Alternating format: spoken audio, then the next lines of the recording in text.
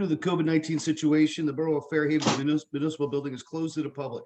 This meeting is being presented through the Zoom meeting platform and is being broadcast from Borough Hall, 748 River Road, Fairhaven, New Jersey. Public participation for this council meeting of December 14, 2020 is available by call-in phone number or through the web conference Zoom. Members of the public will be on mute until the public question comment time, which will be announced. At that time, the public has the opportunity to question, comment by phone or through Zoom by the raise hand button, and we've called upon at the appropriate time.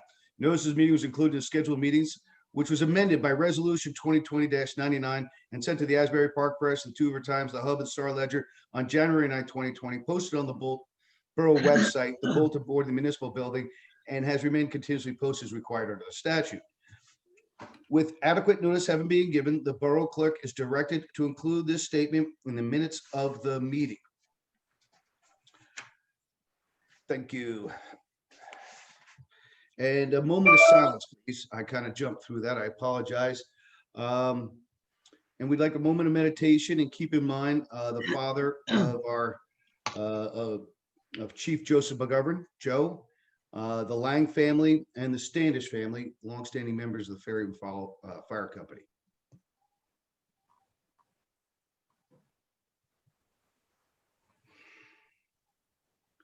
Thank you. Excuse me for getting out of sequence. Allison, roll call, please. Councilmembers Banahan, Here. Christner Keefe, Here. Koch, Here. McHugh, Here.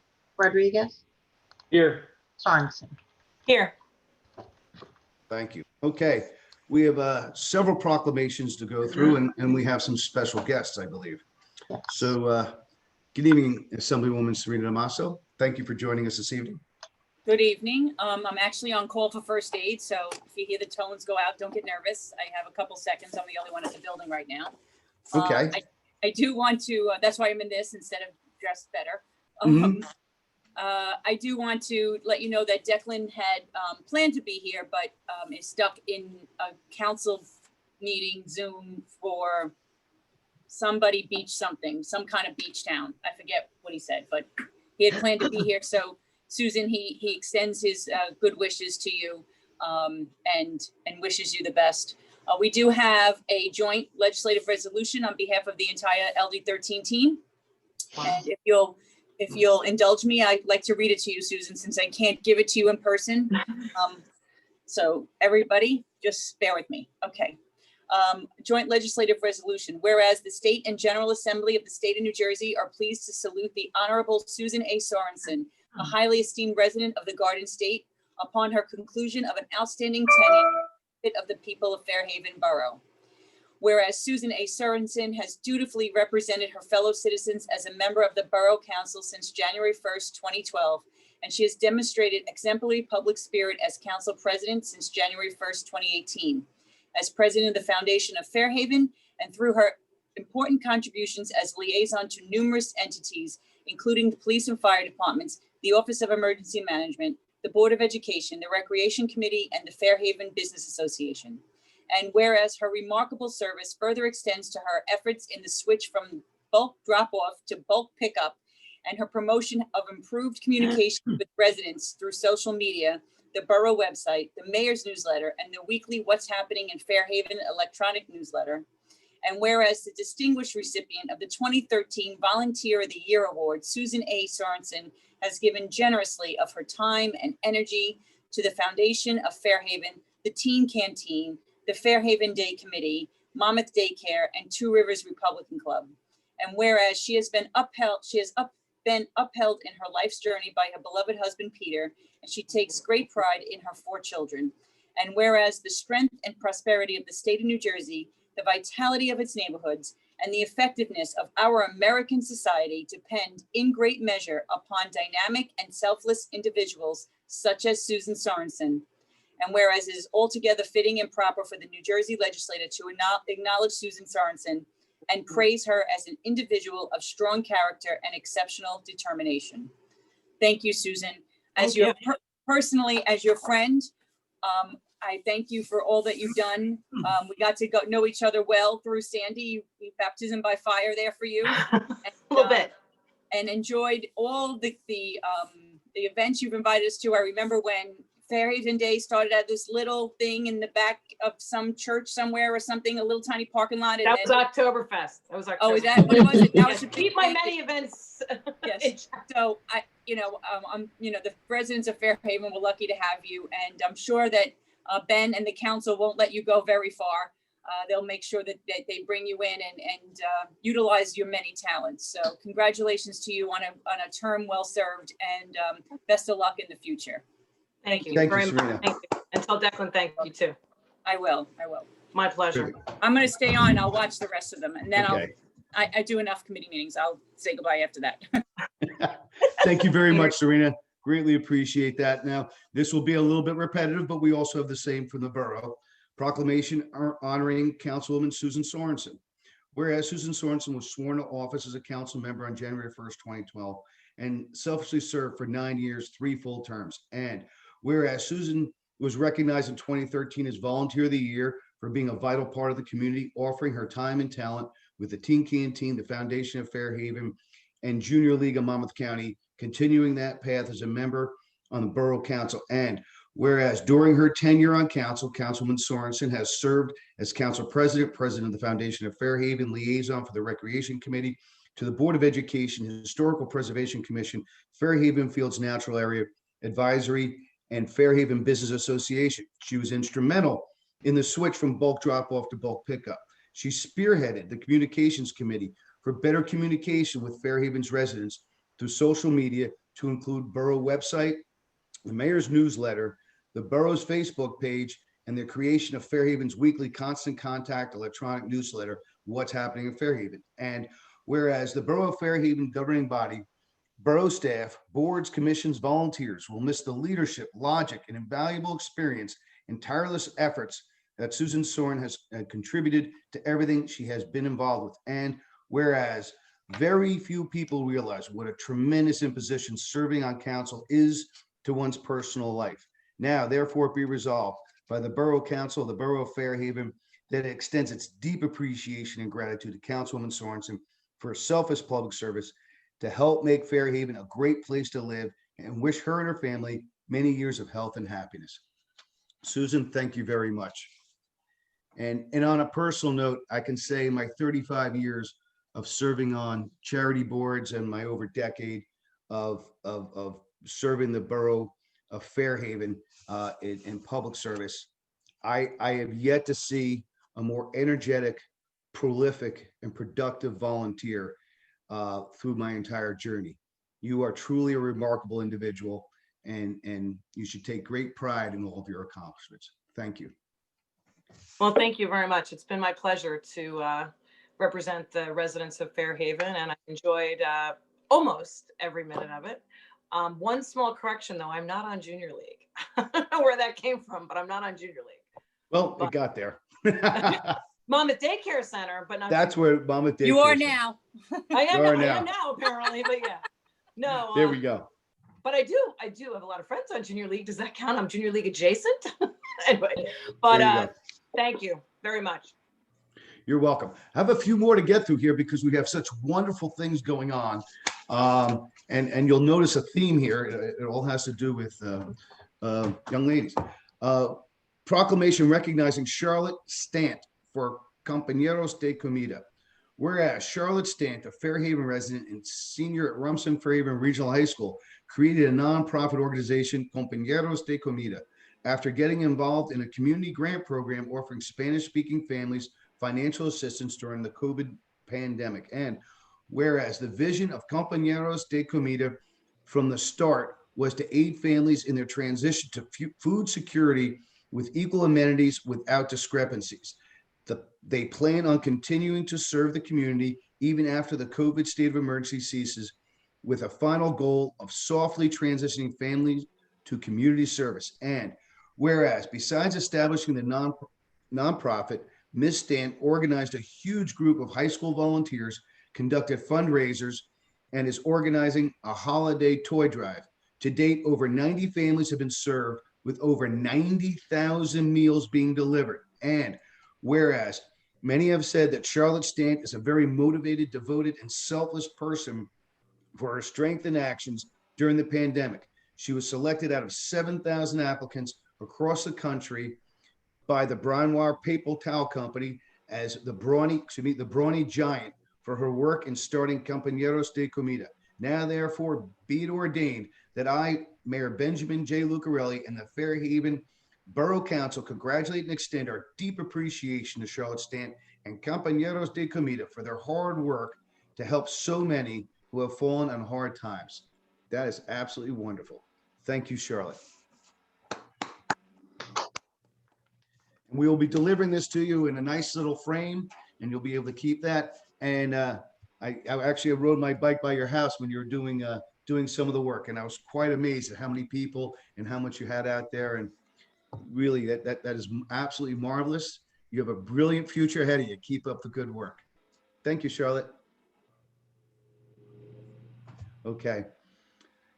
I have 3 more to go. Proclamation congratulating the Rumson Fairhaven Regional High School Girls Field Hockey Team on the NJSIAA 2020 Regional Championship Field Hockey Central East Region Group B Championship. Whereas the Rumson Fairhaven Regional High School Girls Hockey Team won the NJSIAA 2020 Regional Championship Field Hockey Central Region Group B Championship. Whereas the coaches for said team are Casey Hanna, Amy Deutsch, Melanie Proud, and Kristen Demeter. And whereas the players on this team are Mary Applegate, Tyler Aragos, Cecilia Arco, Jamian Barth, Brennan Brantz, Corrine Callahan, Cassidy Cashin, Madeline Dengler, Hannah Dupree, Amanda Gettings, Mary Claire Hickey, Isabel Ingracia, Ava Jordan, Sarah McGliffs, Meadow McGuire, Grace Ann McCooey, Matilda Morris, Nicole Patterson, Ava Popard, Elena Stover, Kiera Thompson, and Maggie Ustain. And whereas these student athletes, coaches, of school officials, parents, and supporters have all come together in making a true championship team. Now, therefore, the Borough Council, the Borough of Fairhaven, does hereby proclaim and recognize with great pride the Rumson Fairhaven Regional High School Girls Field Hockey Team of 2020 for their hard work and dedication. And we continue. Proclamation congratulating the Rumson Fairhaven Regional High School Girls Cross Country Team on the Group 2 Central Jersey Section Championship. Whereas Rumson Fairhaven Regional High School Girls Cross Country Team won the 2020 Group 2 Central Jersey Sectional State Championship. And whereas coaches for said team are Tim McClune, Alyssa Trocchia, Molly McBain, and Mike Harwood. And whereas the players on this team are Kate Ballestero, Ellie Bowen, Cameron Boyle, Jacqueline Braceland, Delaney Buck, Megan Burns, Sarah Butler, Molly Coughlin, Sophia DeFonso, Madeline Del Vecchio, Chloe Dotz, Marlon Doda, Megan Elgram, Chloe Fanning, Caitlin Ferber, Molly Fleming, Madeline Cohagen, Grace Gilbert, Anna Marino, Grace McAndrews, Catherine Olson, Kaylee O'Toole, Hannah Quigley, Olivia Ramirez, Sophia Reeder, Josette Schneider, Julia Shanes, Emma Shaw, Lindsay Streets, Mackenzie Sullivan, Grace Tembrano, Sydney Tenza, Sarah Unger Hope, Van Nice, Emma Watchdall. And whereas these student athletes, coaches, school officials, parents, and supporters have come together in making a true championship team. Now, therefore, be proclaimed that the Borough Council of Borough Fairhaven does hereby proclaim and recognize with great pride the Rumson Fairhaven Regional High School Girls Cross Country Team of 2020 for their hard work and dedication. 1 more to go. Proclamation, congratulations, the Rumson Fairhaven Regional High School Girls Soccer Team on the NJSIAA 2020 Regional Championship Girls Soccer Central East Region Championship. Whereas the Fairhaven Regional High School Girls Soccer Team won the NJSIAA 2020 Regional Championship Girls Soccer Central East Region Championship, and whereas the coaches for said team are Megan Herwagen, Jeff Herkimer, Rachel Marino, and Missy McGuire. And whereas the players of these teams are Kathleen Aguilone, Morgan Brennan, Chase Boyle, Kendall Cardinale, Samantha Cesaro, Brandon Cheslock, Grace Colucci, Caroline Danaher, Bern Ustes, Carter Frick, Lily Frick, Peyton Haley, Kathleen Hennon, Eva Kalman, Abigail Lee, Sophia Mahidi, Cortland McBaron, Chapin Mehmet, Abigail Nivis, Bern Pritchard, Megan Reed, Chloe Rosen,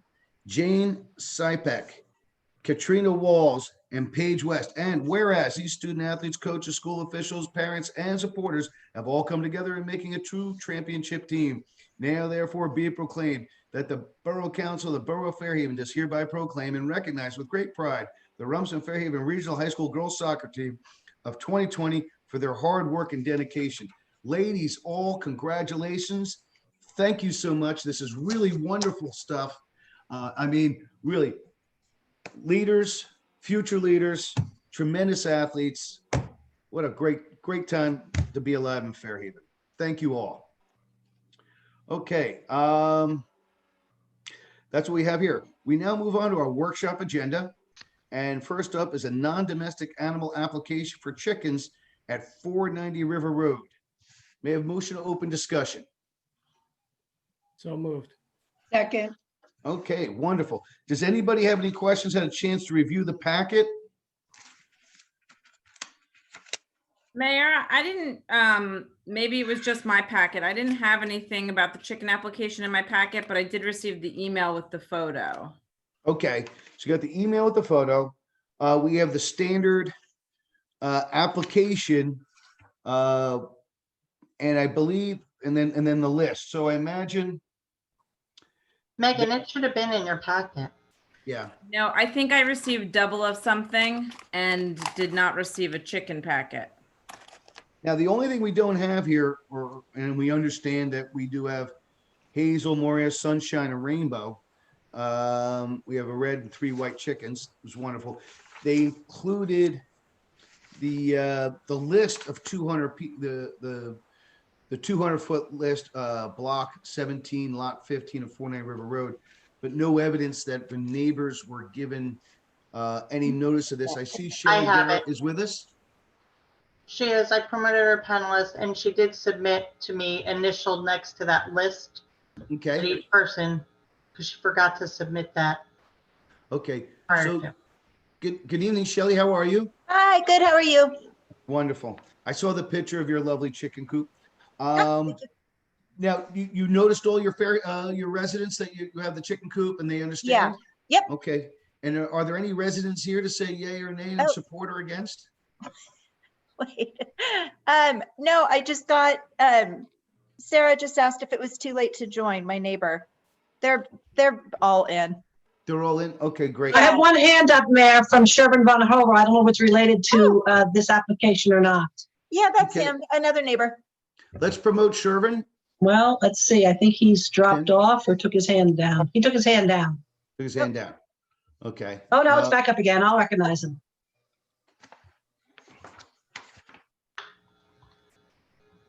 Go ahead, Shervin. Hi, Mayor, Council folk, can you hear me? Yes, we can. Okay, just wanted to confirm that Shelley did notice us and that we have no objections.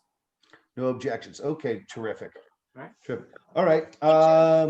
There being no objections, does anybody on council like to advance the approval of the waiver, allowing Hazel, Maria Rose, Sunshine, and Rainbow to continue their residence at 490 River Road?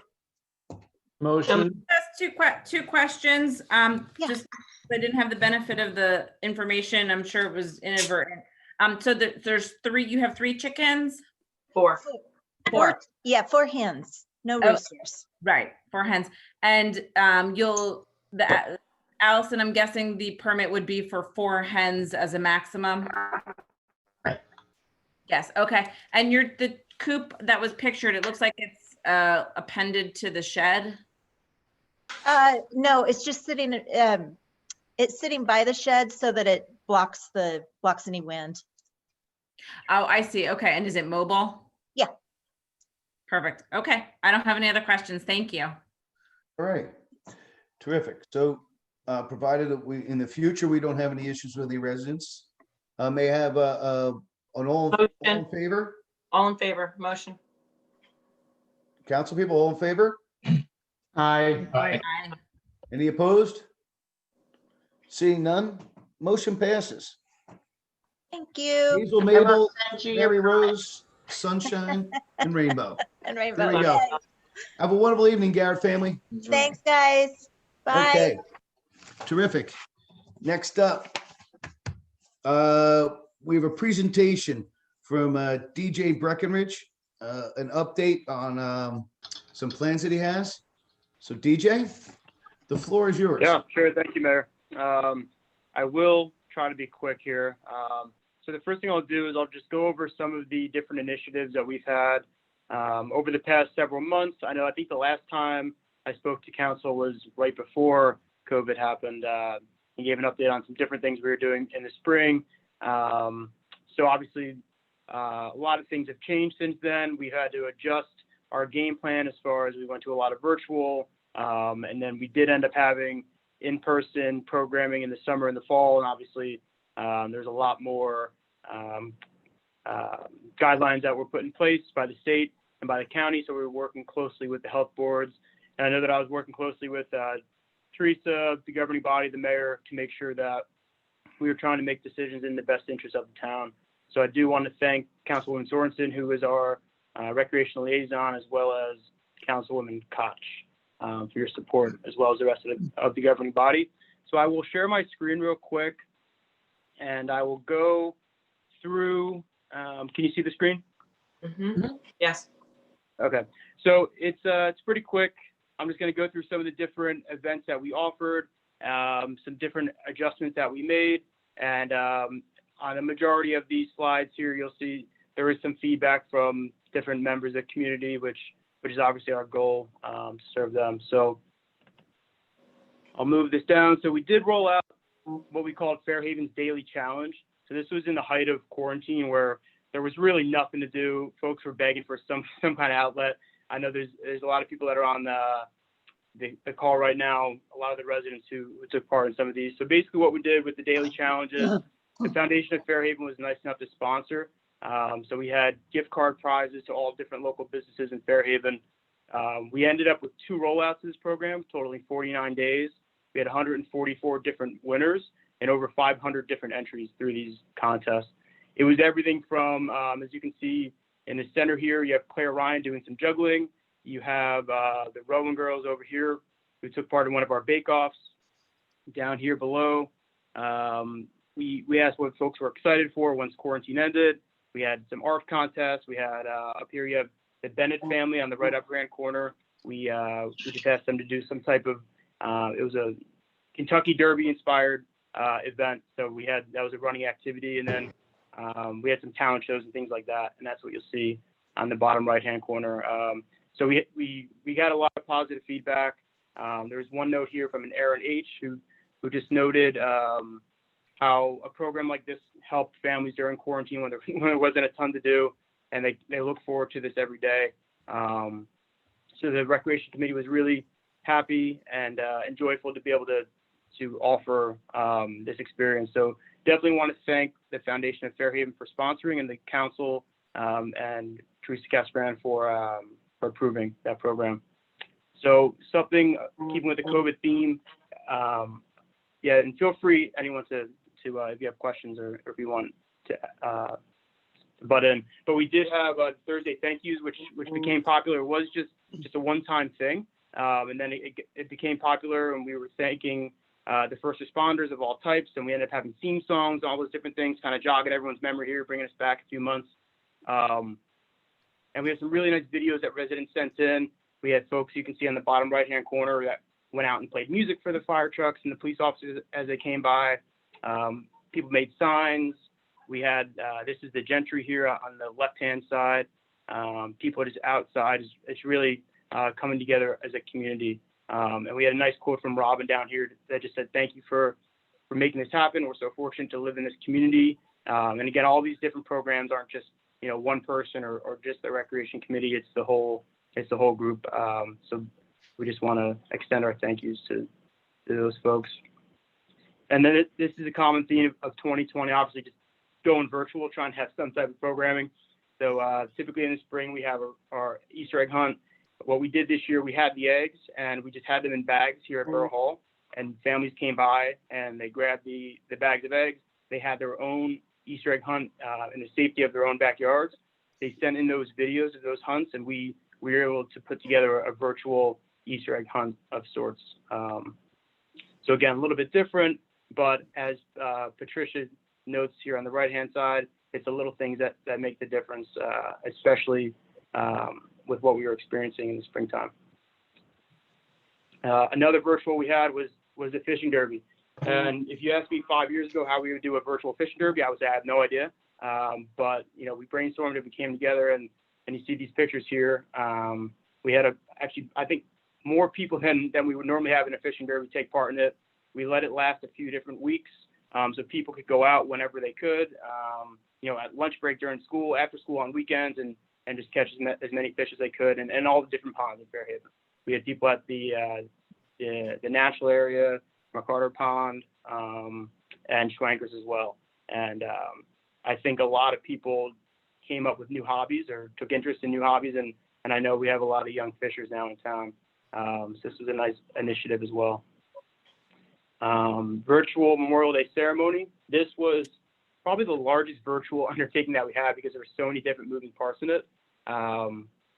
We had the mayor up here on the left-hand side, Sophie Barabas down on the lower left-hand side, who's our national anthem singer. She sung right from her home right there. We have the police and the color guard on the right upper-hand corner, and then on the bottom over there we have the fire department. And it took a lot of moving pieces to put together, but obviously we always want to remember those that did make the ultimate sacrifice. So we're very grateful to be able to honor them. And a hot topic was, if we would be able to offer summer camps in 2020. And there's a lot of back and forth, and we spoke with a lot of different health officials and people, across the state, a lot of different rec departments. What are you guys doing? And it was a lot of discussion, and we thought the safest option would be, or the best option would be, if we could roll out some safe programming. Then there were definitely folks in town who needed that. So we were able to roll out over 20 camps this summer, which took, again, more time, more planning, a lot of different safeguards, but we're glad that we were able to do it. The folks that felt comfortable participating in it, I think, had a really good time.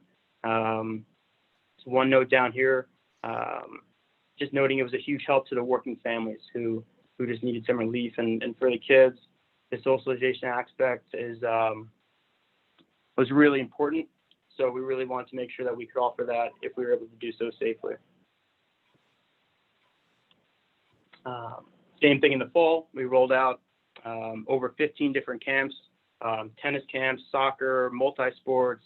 We have our technology camps, our engineering, things like that we were able to roll out in a safe manner.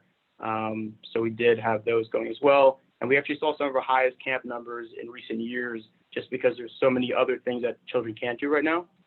So I think a lot of people in the community were grateful that we could offer these outlets. And we did miss the spring sports season. We were able to offer partial summer programming and fall programming as well. Obviously, not everyone felt comfortable doing so, but the families that did, I think they were grateful to have that opportunity. So I worked closely, as I always do, with the different sports leagues, and we were able to come up with some different procedures with the help of the Recreation Committee and our council liaisons in the governing body, to where we could make it as safe as possible, but also offer opportunities for kids in town to play safely. And we did open up, which has been very successful. And I know Mayor Lucarelli was a fan of this one. We have the online reservation system for pickleball and for tennis. So this was big, especially if you remember back to May and in June when things were starting to open up and these courts were flooded. People would show up, there was long wait times. So this is something that that we went ahead and we implemented the tennis registration system. So we have that in there. One of our traditional programs here, the Halloween costume contest, had to go virtual as well. But we actually saw, and Councilman Jorgensen will note this, we talked about this, we saw some of the best and most creative costumes we've ever seen because people had so much more time to make them. So you'll see all across, all these costumes are just super creative.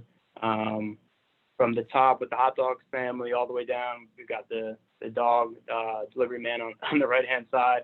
So just some really cool costumes here. And then we did offer the first Halloween house decoration contest, which folks got into. We had over 20 different houses that entered that, and over 300 people voted in that. So I know it got people out and about and just checking out the neighborhood and things like that. And we did do our Halloween egg hunt as well, similar to the Easter egg hunt. Kids dressed up, as you can see here in the middle, and had their own hunts in their backyards. So what we actually saw were groups of friends would get together and parents would set them up with little mini Easter egg or Halloween egg hunts in their backyards. So we saw different groups that kind of have like their safety group of friends do that as well. So similar to Memorial Day, had our Veterans Day ceremony. You see Henry Stevens up there on the left-hand side, 100-year-old veteran in town.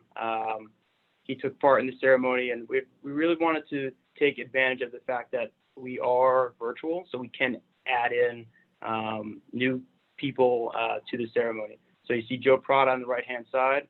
We decided this year to put a lawn sign on every veteran's home on their lawn, so folks could wave, could honk their horn, just give some signs of respect around the veteran holiday to let them know that we are thinking about them. And we had veterans send in videos that live in town so that we were able to give them the respect that they so rightfully deserve. Marine Corps veteran Josh Sager down here. We have Councilman Mike McHugh, Marine, bottom left-hand corner. And then we did have our 3 speakers from Knollwood as well, who won the essay contest, take part in this event. Something that's brand new that we're rolling out, and you've probably seen it. If you haven't, there's still time to take part in it, is a small business scavenger hunt. So typically, the recreation department assists with the holiday stroll and the tree lighting. Since obviously we can't do that this year, I spoke to Genevieve Debris from Canyon Pass and some other folks in the business association, and came up with this idea. So the basic genesis is every store that wanted to take place or take part in this event would identify an item in their store. If you go to that store and you take a picture of that item or in front of that item, that's one entry into the contest. And there's over $2,000 in gift card prizes all to our local businesses in town. So we've gone through the first run of them. Here are some pictures here of different folks that took part in the program. And then I actually was able to deliver the first round of prizes on Thursday and Friday. So you'll see some of the happy faces here that we're able to get gift cards to some of the different local businesses in town. So this is hopefully something that is a new tradition that we create in Fairhaven. And obviously we all are trying to support local as much as we can this year. Santa calls, if there's any kids watching this, maybe mute it. But we did make, or I have heard that we made our largest amount of Santa calls this year. And this is one that we really get excited for, really get some positive responses. If you want to read, the one on the left or the right, just how much, this time of year means to the kids, and that we're able to add some magic to their holiday season, especially in 2020 of all years, is really important to us. And it's just something we couldn't do without our volunteers. John Santos, Kevin McCarthy, Mark. John Santos. Mark Mancuso, yep, of the Recreation Committee President. So just a big thanks to all those volunteers and all those folks that are out there. We made a ton of calls. Thanks for Susan for posting on Facebook. I know some people didn't see it, and then we got like 30 calls that we were supposed to make that night that we were able to squeeze in there. So we were able to make a ton of calls. And we have some more things coming up. we did just partner up with the fire department, and they did a majority of the legwork there. Hats off to them with the Santa visits around town. We will have a video that's coming out of that. So thank you again to the Foundation of Fairhaven for sponsoring that. We did have a small menorah and tree lighting yesterday, just so we could continue with that tradition, and that will be we'll put that together in a nice video for the residents. We're gonna have a holiday photo contest that we're rolling out, holiday house decoration contest, and winter camps. So I don't want to keep going on. I just want to give an overview of what we had going on these past few months. I know I'm sure all the council people and people along at this meeting where I've been following along on Instagram, on Facebook, on the 7 or 8 different ways we blast everything out. But just want to give you a quick overview there. Any questions on any of that stuff? No, DJ. I don't have a question. I would just like to make a comment, and that is, thank you so much, DJ. You've, while you've had input from multiple people, you really led the cause specifically through COVID in maintaining and managing that people were able to have some form of an outlet. And kudos to you. There's a lot of towns around us that are very jealous of what Fairhaven was able to pull off and do. And it's a great testament to you. Thank you. Yeah, Well, absolutely. I Thank you, certainly DJ. appreciate that. Thank you. And again, couldn't be done without, the governing body support, Teresa, and the Recreation Committee. So with that, I'll hop onto an item that I'd like to discuss. Our Recreation Committee, we're always discussing possible upgrades to parks and things like that. And this is one that we all feel pretty strongly about. So McCarter Park, it's got some beautiful areas to it. There's the playground, the basketball court, there's an open green space, all these different things. But as someone who grew up in Fairhaven and have seen this one area of the park really not be used for much, we've been thinking of, for the past few years, how can we make this usable space for the residents? And so this area that, if you can see, there's a walking trail on the right-hand side. This is the easternmost part of the park. There's a couple different workout stations, and really, if you look down here, it's really just vacant space. It's a sandy composition of soil, so there's not much to grow there. We have these beautiful oaks that we love and add, scenery to the park, but they do soak up a lot of water, so it's just really hard to maintain any growth there. I know we've tried, a couple of times. This is a different view that would have you looking west towards the playground area. So what we are thinking of is, if we can make this playable space, this can be another location within Fairhaven where people can work out, they can throw the Frisbee with their kids, kids can go out there and they can play, and just really add to the usability of the parks, especially at this time when open space is needed the most. So if you take a look back at the first picture here, what we would propose is 100 feet long by 30 feet wide, which would fall right into this area here. Which would be artificial surface and artificial turf surface, similar to what you might see at some dog parks or things like that, with a nice little trail extension coming off the walking trail, which would be ADA compliant, of course. So this is what we're thinking here, and the rec committee is fully on board. We've spoken to the borough engineer, DPW supervisor Rich Cardell, who's on the call, and we've met out there with some different vendors, and we think this is the right spot for it. Actually, where I live up in Hoboken, there's a similar park that had a similar issue where they couldn't really do much with the space. So as you can see on the left-hand side here is similar to what we have at McCarter Park. And on the right-hand side is they put, it's a little bit larger of a space, but they put in some artificial turf there. And it really just makes the space usable. It's actually a couple blocks away from where I live. And people are doing full body workouts there. As you can see, you can barely see if you squint. There's some people playing sports there. It's not designated for anything. It's not a full turf soccer field where you're going to have teams playing out there. It's more just for neighborhood use, for kids to go out there, for adults to work out and things like that. So that's what we're looking to put in there. And this is actually the press release from when Hoboken had redone that park. So obviously you can see what it was and what it went to, and they've had nothing but success with this project. And I've actually spoken to the folks that have put this project together about some of the different specs and things like that. and it's lasted quite a while, and it's really been received well. As you can see, they had to go around some trees up at their location at this park. We won't have to do that. No trees will be touched, no roots will be disturbed or anything like that. We made sure of that before we even went out and got quotes. So we won't have to worry about anything like that. And then just if you can see, so you can see some visuals of how this space can be used. Right now it's just not used for anything. You might have kids kind of maybe running out there, just playing tag or something like that. And that's probably the emails we get from people that ask us to do something with it because their kids come home filthy from the sand. But it's really a multi-use area. It can be used for working out, which fits in well with the layout of the park because it is right off of the walking trail. It's right next to the workout stations. And it's right in eyesight of the playground too, which would be nice for a mom or dad to get their workout in while they're watching their son or daughter play on the playground. And then it is in a shaded area, so you could do shaded lounging in those hot summer times. I know shade is always something that we're looking for at our parks. It could be used for yoga, ball sport play, nothing official, but for practice and things like that. If a mom or dad wanted to go out with their son, or they wanted to go out, friends wanted to go out and throw the football or something like that. And we could use it for toddler camps. We actually had our camp provider reach out to us like 2 or 3 weeks ago and ask if we were interested in winter camps, since a lot of towns are doing those this year outdoors due to indoor limitations. And they said you basically need to have some type of turf material because obviously your fields are going to get beat up.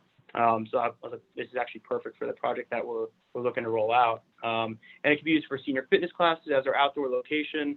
It can be used for a lot of different things. And one of the big draws is that it can really be used 365 days a year unless it snows. Water doesn't sit on this like it does on a natural grass field. It drains off to the side. And so it would be the only spot in Fairhaven where you could go out 365 days a year and use it, especially with, unfortunately, COVID numbers rising again with the potential of indoor gyms maybe closing or people not feeling comfortable going there.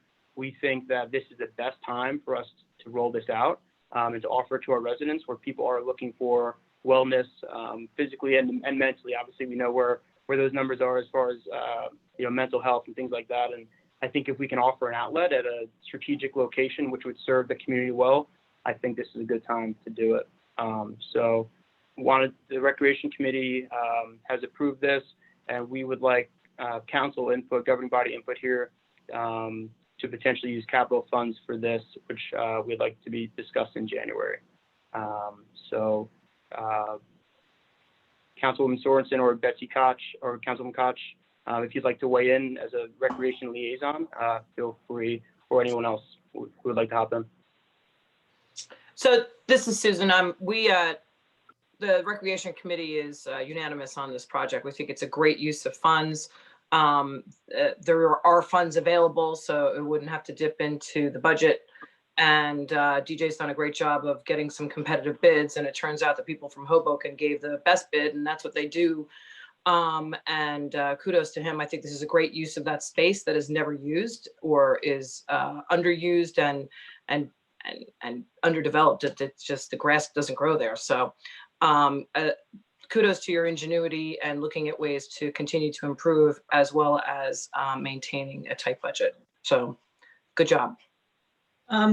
Councilwoman Sorensen, DJ, I just want to speak on the financing piece of this. It was important for this to be presented to the governing body. Obviously, the public has a right to know that you're considering making improvements in that area of the park. But as stated, DJ did go out and get 3 quotes. It's under the bid threshold, so we would not have to bid the project, but we did get 3 quotes, and the team from Hoboken who did the Hoboken project came in as the lowest quote. In 2017, the governing body passed 2017-07 bond ordinance. In it, they initially authorized $100,000 for general various parks improvement. And since 2017, we've utilized those funds on a number of occasions, but we do have $27,646 left in that account. And if the governing body is supportive of moving forward with the project, we could put that resolution on our January 25th agenda for your approval, and then move forward with cutting off that purchase order and getting that project completed. Great. Teresa, I think we should do that. It's going to be the perfect spot. DJ and I walked there a couple of weeks ago, and I think it will be a tremendous improvement to the park and a great asset for our town. Mayor, do you want to do a general poll of the council to see if they're interested in putting that resolution on the 125 agenda? Yeah, I'm very much good with that. The only thing I'd add is to DJ, wonderful presentation. Thank you very much.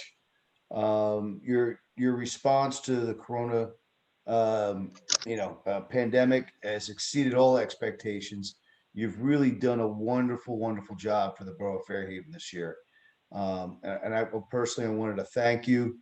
And I get pretty much all the emails I get of thank you. They relate back to your activities. So thank you, DJ. So with that, let's poll the council. I guess let's start with Councilman Banahan. That's an easy yes. I second your sentiment there. It is wonderful work, DJ.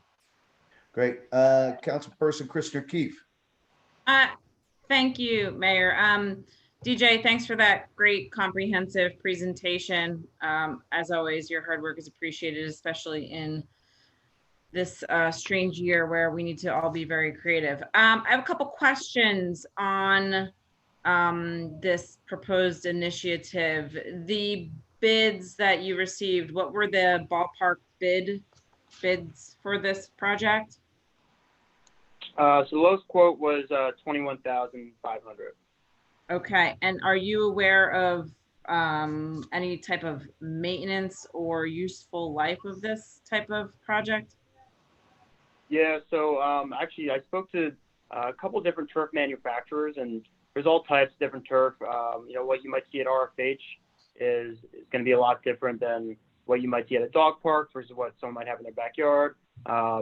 So the one that is recommended to us, which is a Montana grass is what they call it, that they recommend, or they estimate with the use estimate that I've given them, 6 to 8 years or so before you might want to look at replacing it.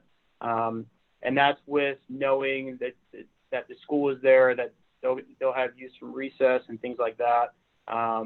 So just like anything, obviously you have to maintain it. But that's the estimate that we've gotten. And the company that put it in, the one that I viewed in Hoboken, that was, I believe, 5 years ago, and it looks still brand new, which is good. And that actually, there's 4 schools right around that park, so that gets a ton more use than ours will get. And in speaking regarding the school use, I did speak with the Board of Education, and David Joy and their team over there is open to throwing in some funds for the upstart of this project, which I think is important because obviously we will get use from the school, during recess or gym classes and those things, which is fantastic because typically on a rainy day now, if it rains on Monday, on a cooler day, they might not be able to use that grass in the middle of the park until Wednesday or Thursday. So this gives them another option as well to get kids outside and taking part in recreation and things like that. So. And do you need to, is it something that the borough can maintain itself, or do we need specialized professionals to maintain it on a regular basis? Yeah, so luckily, the part of choosing this type of turf is sometimes you'll have what's called infill, which when you have longer blades of grass, it's more or less the conditioner that you'll use. This specific type of turf does not need that, which is why it's often used for public parks, public programs. Okay, and so if I understand correctly, there will not be any sort of barrier between this Montana grass and what's already existing at the park? Yeah, so there'll be 6x6 railroad ties, which are the proposed border, which are sunken in, and Rich can talk more about that. But it's similar to what you might see. You can't see it as much in the photos here, but it gives it a sort of just a little border between the dirt sandy soil, and creates an area of play for this. Will it be raised? It would be slightly raised, no more so than what the playground is raised. And as far as the safety component to that, we've spoken to our JIP or our insurance company before regarding raised playgrounds, and they don't see any issue there as far as borders and things like that go. Okay. And are you aware if the Green Acres program or RASI, anything like that, prohibits that, like essentially putting turf into a green space? I do not. Okay. And then in terms of, the selection of this location, I guess I'm trying to understand a little bit of the backstory. Was it identified that this specific location was problematic first, or was it suggested that we come up with a location for use of Montana grass or something of this nature? Yeah, so it's really more that this space has been rendered unusable for, I mean, I grew up in Borough, and I'm sure I think you did too. There's never been anything back there because you can't grow anything. So other than, playing tag, which you can still do, we're not changing, the whole aspect of the park. It's 100 by 30 area, which will add some usable space. We've been thinking for years, what can we do? What's a reasonable use of space that won't change the whole complexion of the park, but at the same time will render the space usable for our residents. And this was something that came up as an option, especially with the lack of indoor activities right now. We thought this was a good time. Okay. I don't know that I think I understand the mayor is kind of polling council on their positions on this. I think I need a little more time to let it sink in. This is, the first opportunity I've had to consider it. think I'd like to visit the site and understand where it would go, and get a little bit better of an understanding of Park and Rec's long-term plans for other recreational spaces in town and what the spending availability or what funds are available for that in the future. I know we'll be looking at probably doing something at the park next to PD at some point in time, depending on how it's impacted, if at all, by the construction. So, $21,000, it's not nothing. And with a usable life of 6 to 8 years, hopefully longer, I'm just interested in understanding it a little bit better before I could commit one way or another. But thank you for all this. Sure. I'm happy to meet you out there. I will note that you don't replace the whole surface. You just replace, portions of the turf or the turf, which isn't $21,000. Just to throw out there, it's more like a $5,000 expenditure, and that's really an estimate that they give the years. So we'll see what that ends up being. It sounds like you've all done your homework though, and a really well thought out idea presented here. So I appreciate that. So we'll talk more offline between now and future meetings. Thank you, DJ. Okay. Thanks. Councilman Koch. Yes, and thank you, DJ. Any comments? All right. None. Mike McHugh.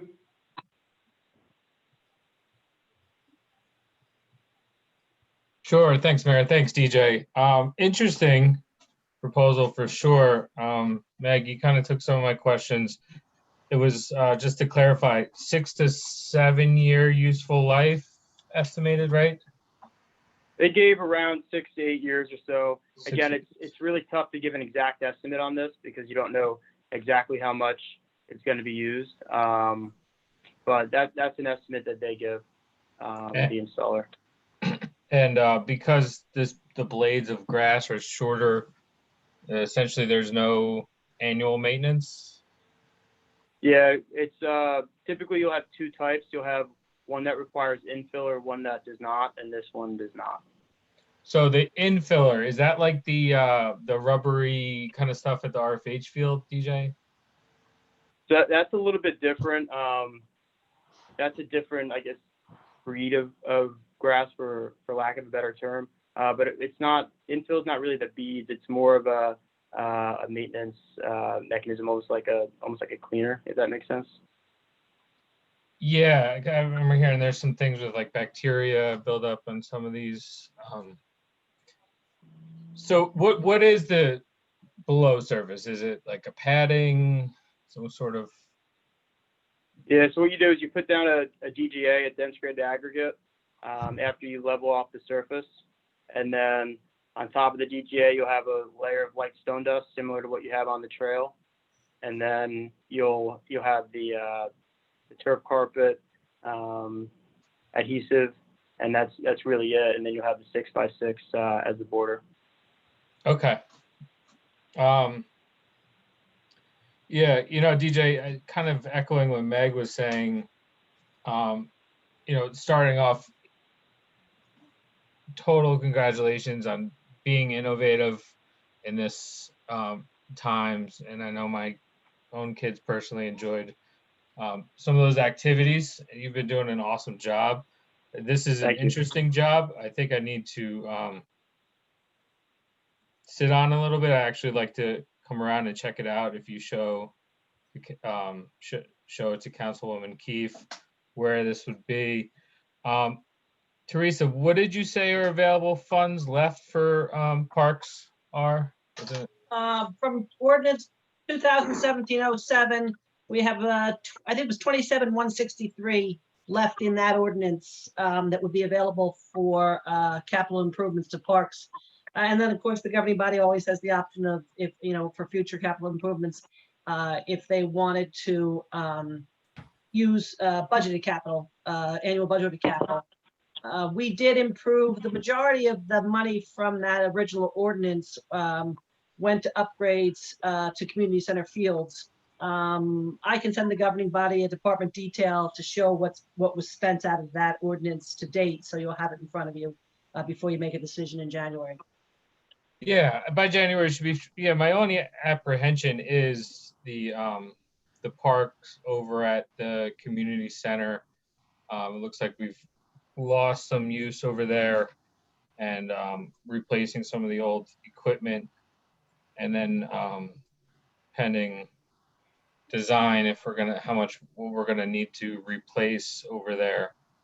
Well, we did just do a major upgrade to community center field parks, with the walking trails and the new fencing and the new equipment and a lot of that, a good deal of money. I don't have the number on top of my head, but we'll get it for you to show you what was recently spent in that particular area. Yeah, and DJ, thanks for pulling this picture back up. So 30 by 100. The number seems a little high at first, but I guess it goes to about $7 a square foot. That's not too bad. So like I said, I'm just thinking out loud here. I think it certainly has some potential. I just need some time to weigh all the options. Right. Yeah, and that cost per square foot obviously takes into consideration the site prep and the DGA stone base and the manpower as well. So the turf itself doesn't come to that cost. It's just the whole project in itself. Mm-hmm. Yeah, that's not too bad. All right, thank you, DJ. Yep. All right. Thanks. Thank you, Michael. Councilman Rodriguez. Yeah, I think this is a great project. I know the area pretty well. We use the park a lot for scouting activities and such. I could see it getting a lot of use for small-sided soccer games, and most people know the rec soccer program in Fairhaven services something like 600 kids every year. It's a monster-sized program. I could see that useful life coming in only because it's going to get so much use, which would be a great thing. And I support this.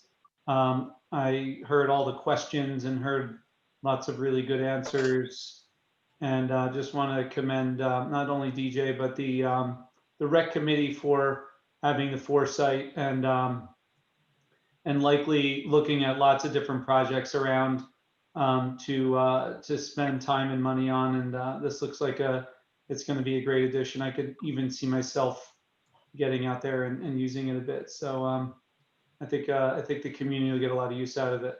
Thanks. Well, thank you. Sure. Thank you, Chris. Councilman Sorensen. Yes, hi. Meg, you brought up a bunch of really good questions that the committee actually vetted, which is what their job is. And they just about every single question that you asked. So it's really a very great project. And I hope that next year the council will pass it. Great job, DJ. You did a really good job of looking into different ways to improve. And as for the community center park, Mike and Meg, that is yet to be determined as to what we're going to end up doing with the community center, and assuming that would probably get rolled in with that whole project. So the rec committee is all over all of that, as they will continue to be, I'm sure, with the great committee that it is. So good job, DJ. Excellent. I'm an absolute yes, but I won't be able to vote. So but I look forward to it. Appreciate it. I'm out there every day, so it would be a great asset. Terrific. Thanks. That's it. All right. Thank you very much, Susan. So I think we have some, maybe perhaps a little bit more work to do. We'll have the council people who have questions get out there, and then we'll bring this up in the coming year. And last but not least, DJ, does that end your presentation? Yep, that's it for me. I will reach out to the council members and see if we can't schedule an on-site visit and talk some more, as long as that's okay with Teresa. That's fine. Wonderful. Okay. Wonderful. Thank you all for your input. Definitely appreciate it. I'll stop Thank you, sharing my DJ. screen now. Thank you. Thank you. All right. 2020 community appeals, Teresa. Mayor, that's going to make this brief. I just want to announce for the benefit of the public, certainly the governing body was informed in their correspondence packet, but the 2019-2020 Fairhaven Community Appeal Drive has been concluded, and we did receive checks for the following borough entities. Recreation received a check in the amount of $3,164. Shade Tree received a check in the amount of $1,908. The natural area received a check in the amount of $4,911. And our library, as always, the big winner with $6,417.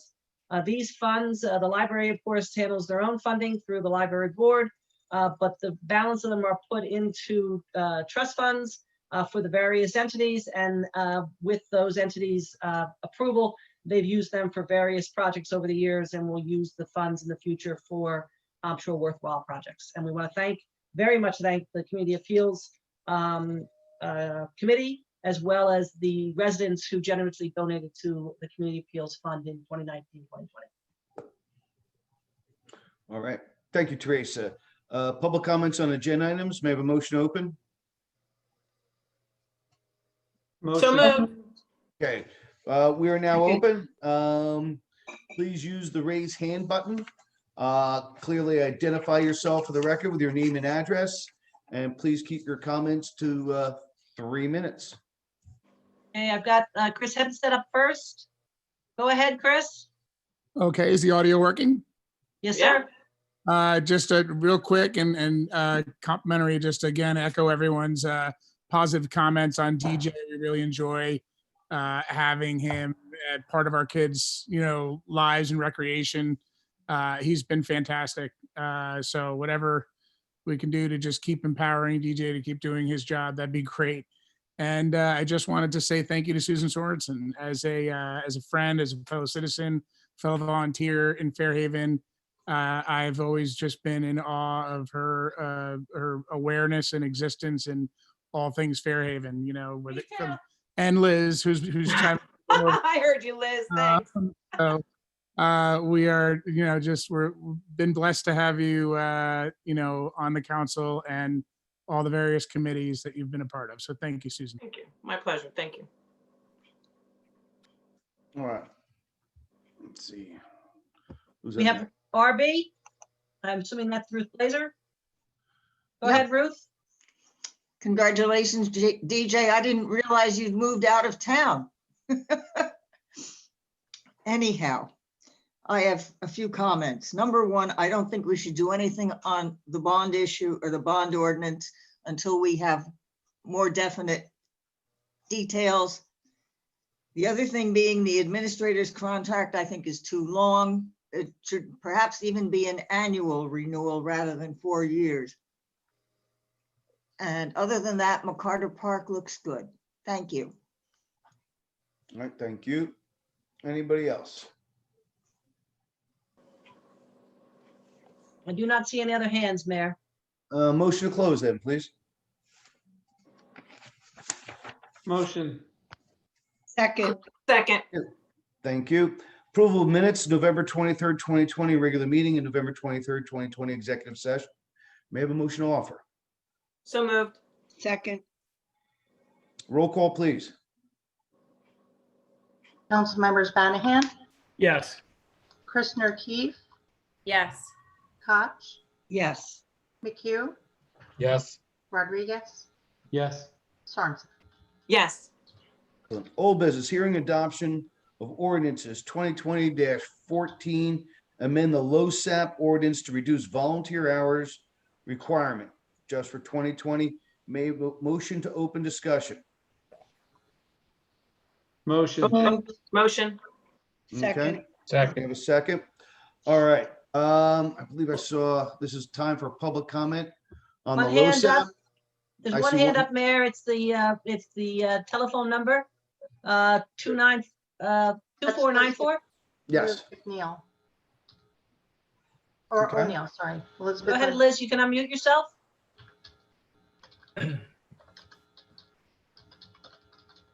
Was that *9 to unmute or?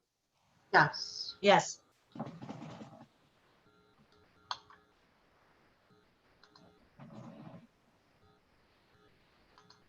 Do not, 2494, can you hear us? And if so, *9 to unmute yourself to comment.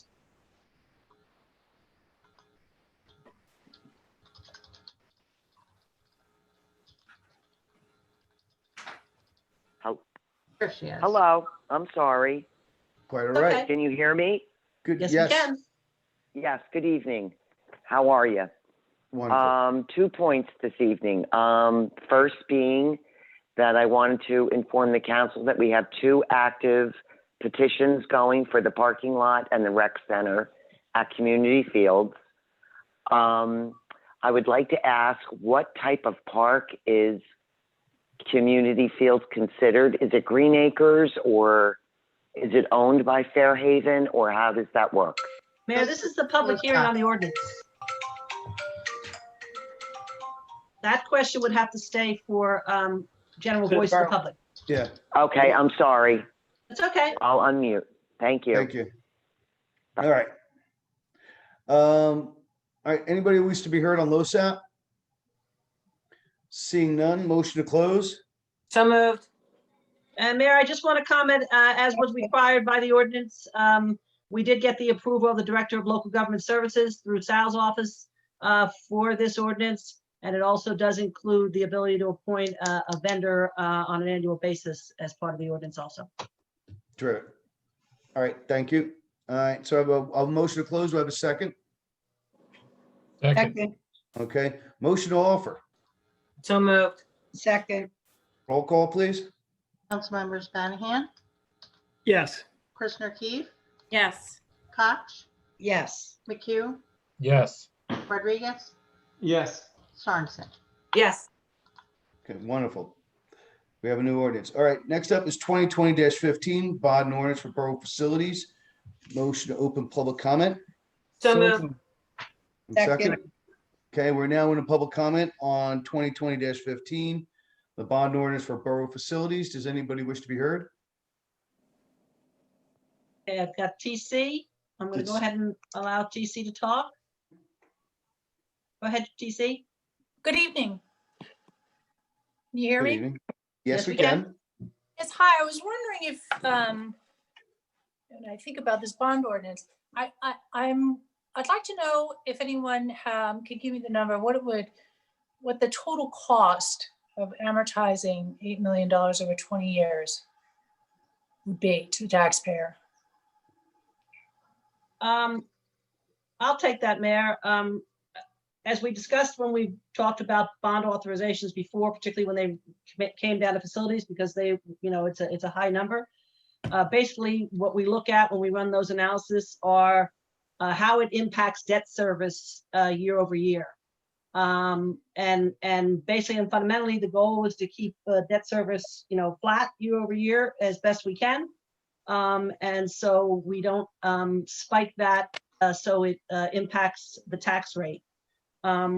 We've run various scenarios on, what the impact of that would be for the borough. And generally speaking, like it was when we were considering the full authorization, which included the purchasing a new property, it was relatively consistent with the exception of a slight increase in the year after the initial bonds would have been sold. I'm not sure what that year would be yet until we get further down the project.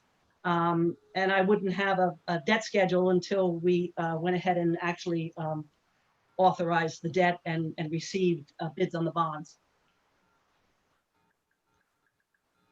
Well, we can agree it would be a sizable number. I think it's something that, as a taxpayer, would be good to know. I think maybe even some of the elected officials that represent us taxpayers would want to know. I'm interested in knowing that number because it matters. The soft costs are built into it. It looks like everything's being amortized over 20 years. Am I looking at it incorrectly? No, generally speaking, that's the anticipated life of the project. It's generally done on some sort of an average. The buildings themselves might be closer to 30, but some of the other pieces might be less than 20. So ultimately, bond counsel, when they go to issue bonds, will determine the useful life of the average of the project at large. Well, does Colleen or anybody know what the total cost would be? 8 million amortized over 20 years? Or to anybody? Ben? Well, I think the point is that that's not the germane number, what we're looking at here, because you really won't get down to the penny, if that's what you're looking at, until such time as you actually go out to bond. This is an authorization, all right? So along the way, as we go in and we develop the final design plans, because I know some people are concerned they don't want to authorize the debt, or they're going out and obtaining the debt until such time they know what the buildings look like specifically. We're not at that point yet. We still have some more design work to go. As we go through the design process, there'll be several points where the council can weigh in. Once the design is finalized, we go out to bid, and then the council gets to weigh in again and decide whether they will accept those bids or not.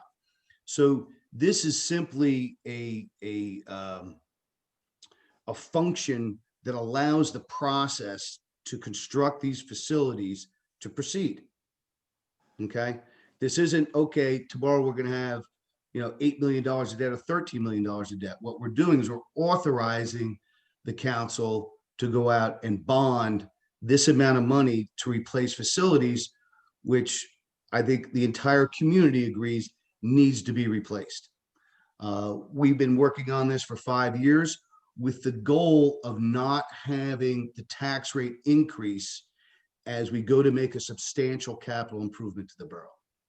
And I believe, prior councils and our financial advisors and even our underwriting agencies that we've discussed this with all agree that this is a very financially prudent manner in which to address our capital needs.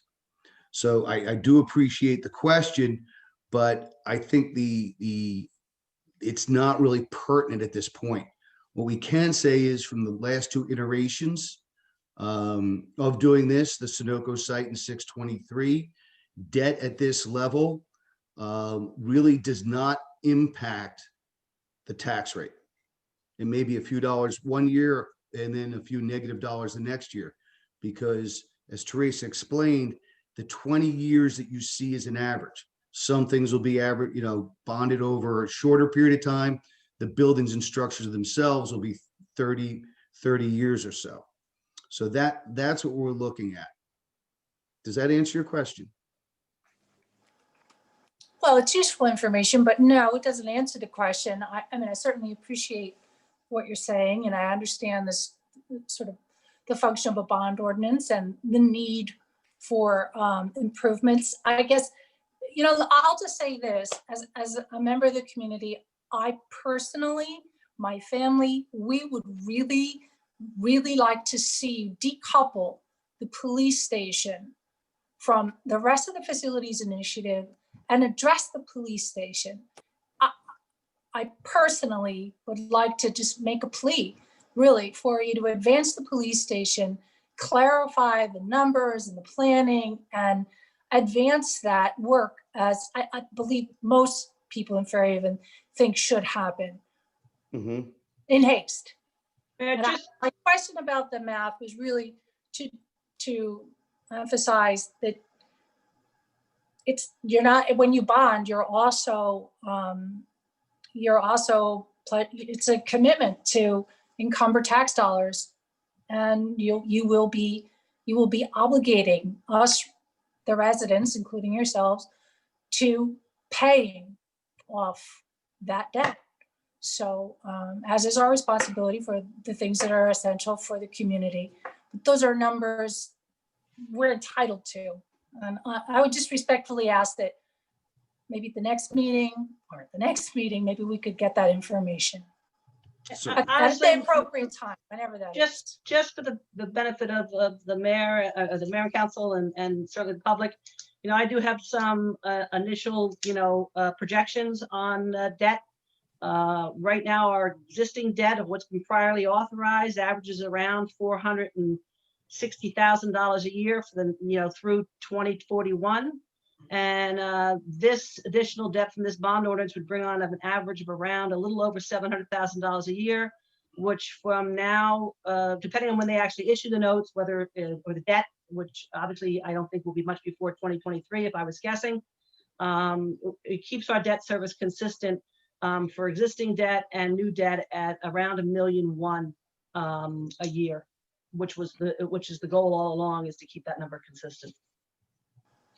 And so just so you understand, historically, that has been the debt service that the borough has carried.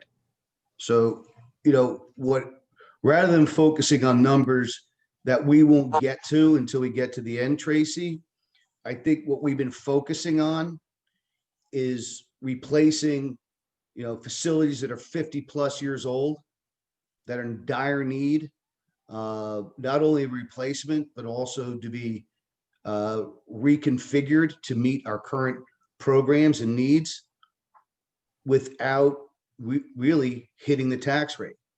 That's the most important goal. You get brand new DPW, you get a brand new police station, and there'll be little to no impact to the taxpayer. And then this debt will be appropriately spread out over the useful life of the asset. And I think that's a fairly easy concept to understand. I have no problem understanding that concept. I'd also like to make a pitch for lower taxes, should that ever be within your reach. I thank you for your time. I appreciate your work. Let's see. Next up, we have Andy Ashwell. Yes. Go ahead, Andy. Thank you, Mayor. Thank you, Council. I just want to voice my support for the bond authorization so that you can move the process along and allow the Facilities Committee, which is really is a very nice professional group of folks that bring some of their own personal professional experiences to the committee, so they can continue down and create this sort of clear path to success with some checks in the process for the council to approve and for members of the public to hear more about the police station and the DPW, as well as Bicentennial Hall. Thank you. Mr. Ashwell, where do you live? What street? I live on Woodland Drive South, 42. Thank you. Okay. Thank you, Andrew. Ruth Blazer.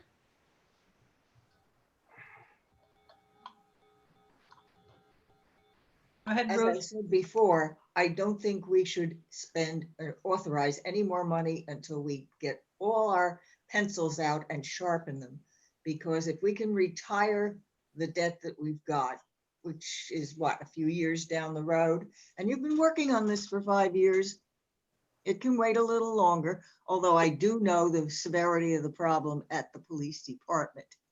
There just doesn't seem to be anything definite. It's still all speculation. We're spending a lot of money on professionals, and we haven't really got anything you could hand to everybody to look at. I don't want to authorize anything. I want you to, oh, and I've never gotten a clear answer on why we cannot subdivide and sell the lots in back of the DPW. Would somebody like to take that one on? I'll take it on as a decision to be made by a future governing body, not this governing body, because they're not at a point now where they can be subdivided and sold. As far as, further authorizations, I did put together a timeline. I worked with the architect, and I wanted to make it clear to the public and the fact of the governing body. There are multiple levels of further review and approval in this process by both the facilities committee and there'll be a public presentation prior to additional approvals by facilities, and ultimately the governing body who will make the final decisions on going out to bid for these projects when the documents are ready, and also ultimately whether or not they're going to award the bid and or any alternates in the bid. I think it's very important to note that a bond authorization from this point on, besides conceptual plans, which we've looked at up to now, now you really start the work that takes a lot of the funding that will be authorized by this bond ordinance, which is a lot of professional work and time. And the reason we begin any capital project with a bond authorization is not to issue debt, because we don't have to issue debt right now. It's to give the governing body and the public the opportunity to set priorities for what would be a general estimate for the full amount of these projects. To go forward now and spend hundreds of thousands of dollars on professional fees to get these plans ready to go out to bid would be really a waste of money if the governing body and the public were not committed to the project. I don't want to put words in the mouth of the finance committee or the facilities committee, but I think the mayor said it quite succinctly in the fact that he didn't feel there was any resistance from either the public or the governing body for a commitment to replace the PD and the DPW buildings in their current locations. Like any other authorization, we estimated high, considering any contingency that you might hit in construction. But it's always the goal to come in below, hopefully well below what you authorize. We will not spend any money that's not otherwise approved by the governing body when they award a bid. And the governing body always has the ability, if the bids come in higher than budgeted or anticipated, to reject all bids and go out again and take a look at the project. I understand what you're saying, but by authorizing a certain amount of money, don't you think that the bidders are going to work toward hitting the maximum? No, I think it's in the best interest of the bidders to come in as low as possible, because they want to be the low bidder. That's how government bidding works. And I also think it should be noted when you look at the timeline that the facilities committees and our professionals feel strongly that if these two projects, the PD and the DPW, are allowed to be available to be bid at the same time, that we will do two things. We'll generate a larger pool of potential bidders, and ultimately they'll look to sharpen their pencils and bring those numbers down, thereby hopefully resulting in a lower bid amount for both projects. And Okay. Ruth, I would just But like to that- say, That didn't answer my question as to the lots. You said that the town cannot subdivide them. We own them. Why can we not subdivide them? Well, first of all, you're not going to subdivide them until you finally figure out the actual site plan for the DPW building. And ultimately at that point, sometime in the future, the governing body can make a determination on whether or not they want to subdivide and sell those lots based on all factors. Well, I don't think you should ask the taxpayers for any money until you've exhausted all the possible ways of using borough assets to defray the costs. Thank you. yeah, That's an opinion. All right, anybody else wishes to be heard? Mayor, I see Shervin's hand up. He's listed under panelists at this point because he spoke earlier. Oh, Oh, sorry. thank you. Shervin? Go ahead, Shervin, you can unmute. Okay, thank you. I just wanted to highlight, and maybe my view is distorted, but one of the things that's going to get torn down with the new police station, or with the old police station when that goes, is the rec center that's used back there.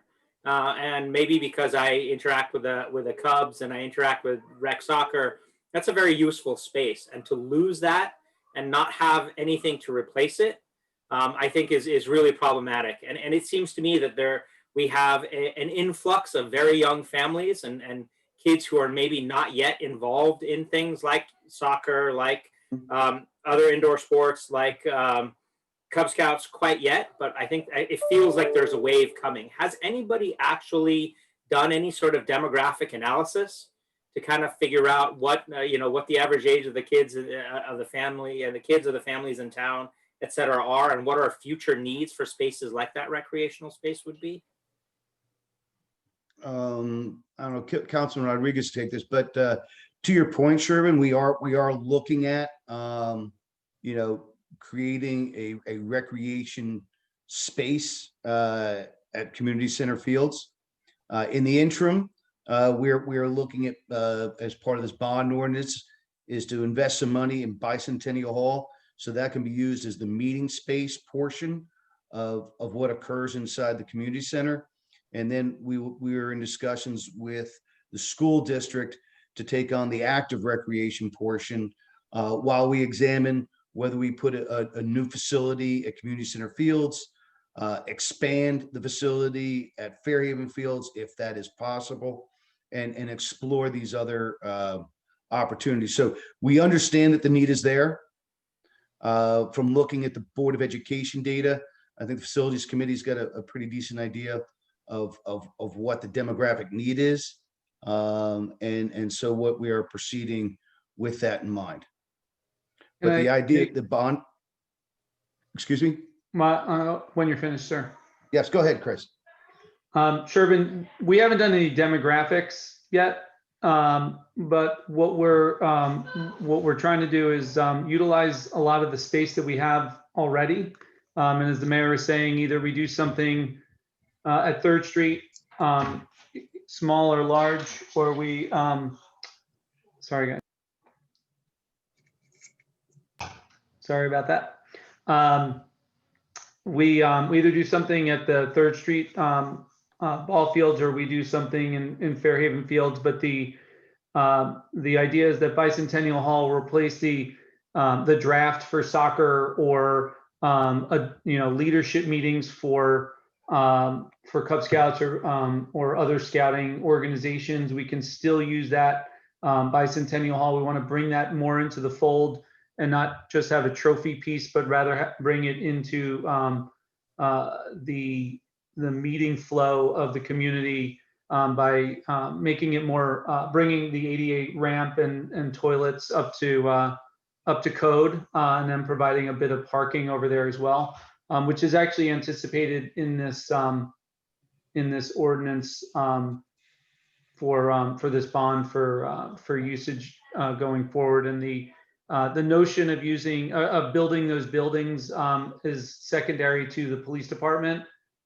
which is the priority, and also the DPW, which is the second priority. Okay, thank you. Mayor, I see Ruth Blazer's hand is up again. I'm assuming it's related to this ordinance. I'll ask her to unmute. Sorry, I had lowered it, but it evidently didn't register. Thank you. Okay. Okay. Thank you. Anybody else wishes to be heard? Anybody on council have any comments? I do, Mayor. Yes. I would just like to address some of my concerns that remain with this bond ordinance. This is not a small bond. We took out a sizable bond last year, And who knows what's ahead. I'm not against bonding, especially for capital needs. I think that it's an important step. But I have concerns here about the timing. I understand that the reason for doing it now is related to soft costs, but that we still have funds available for soft costs. So I'm curious on the timing, and nobody's been able to explain anything to me besides that. And I understand at some point in this project, we do need to bond for it, for the PD and the DPW, and that there is a benefit to doing a larger bond versus smaller bonds. I'm still not clear why we're including Bicentennial Hall. Again, the underlying purposes of addressing deficiencies there, I believe, are important.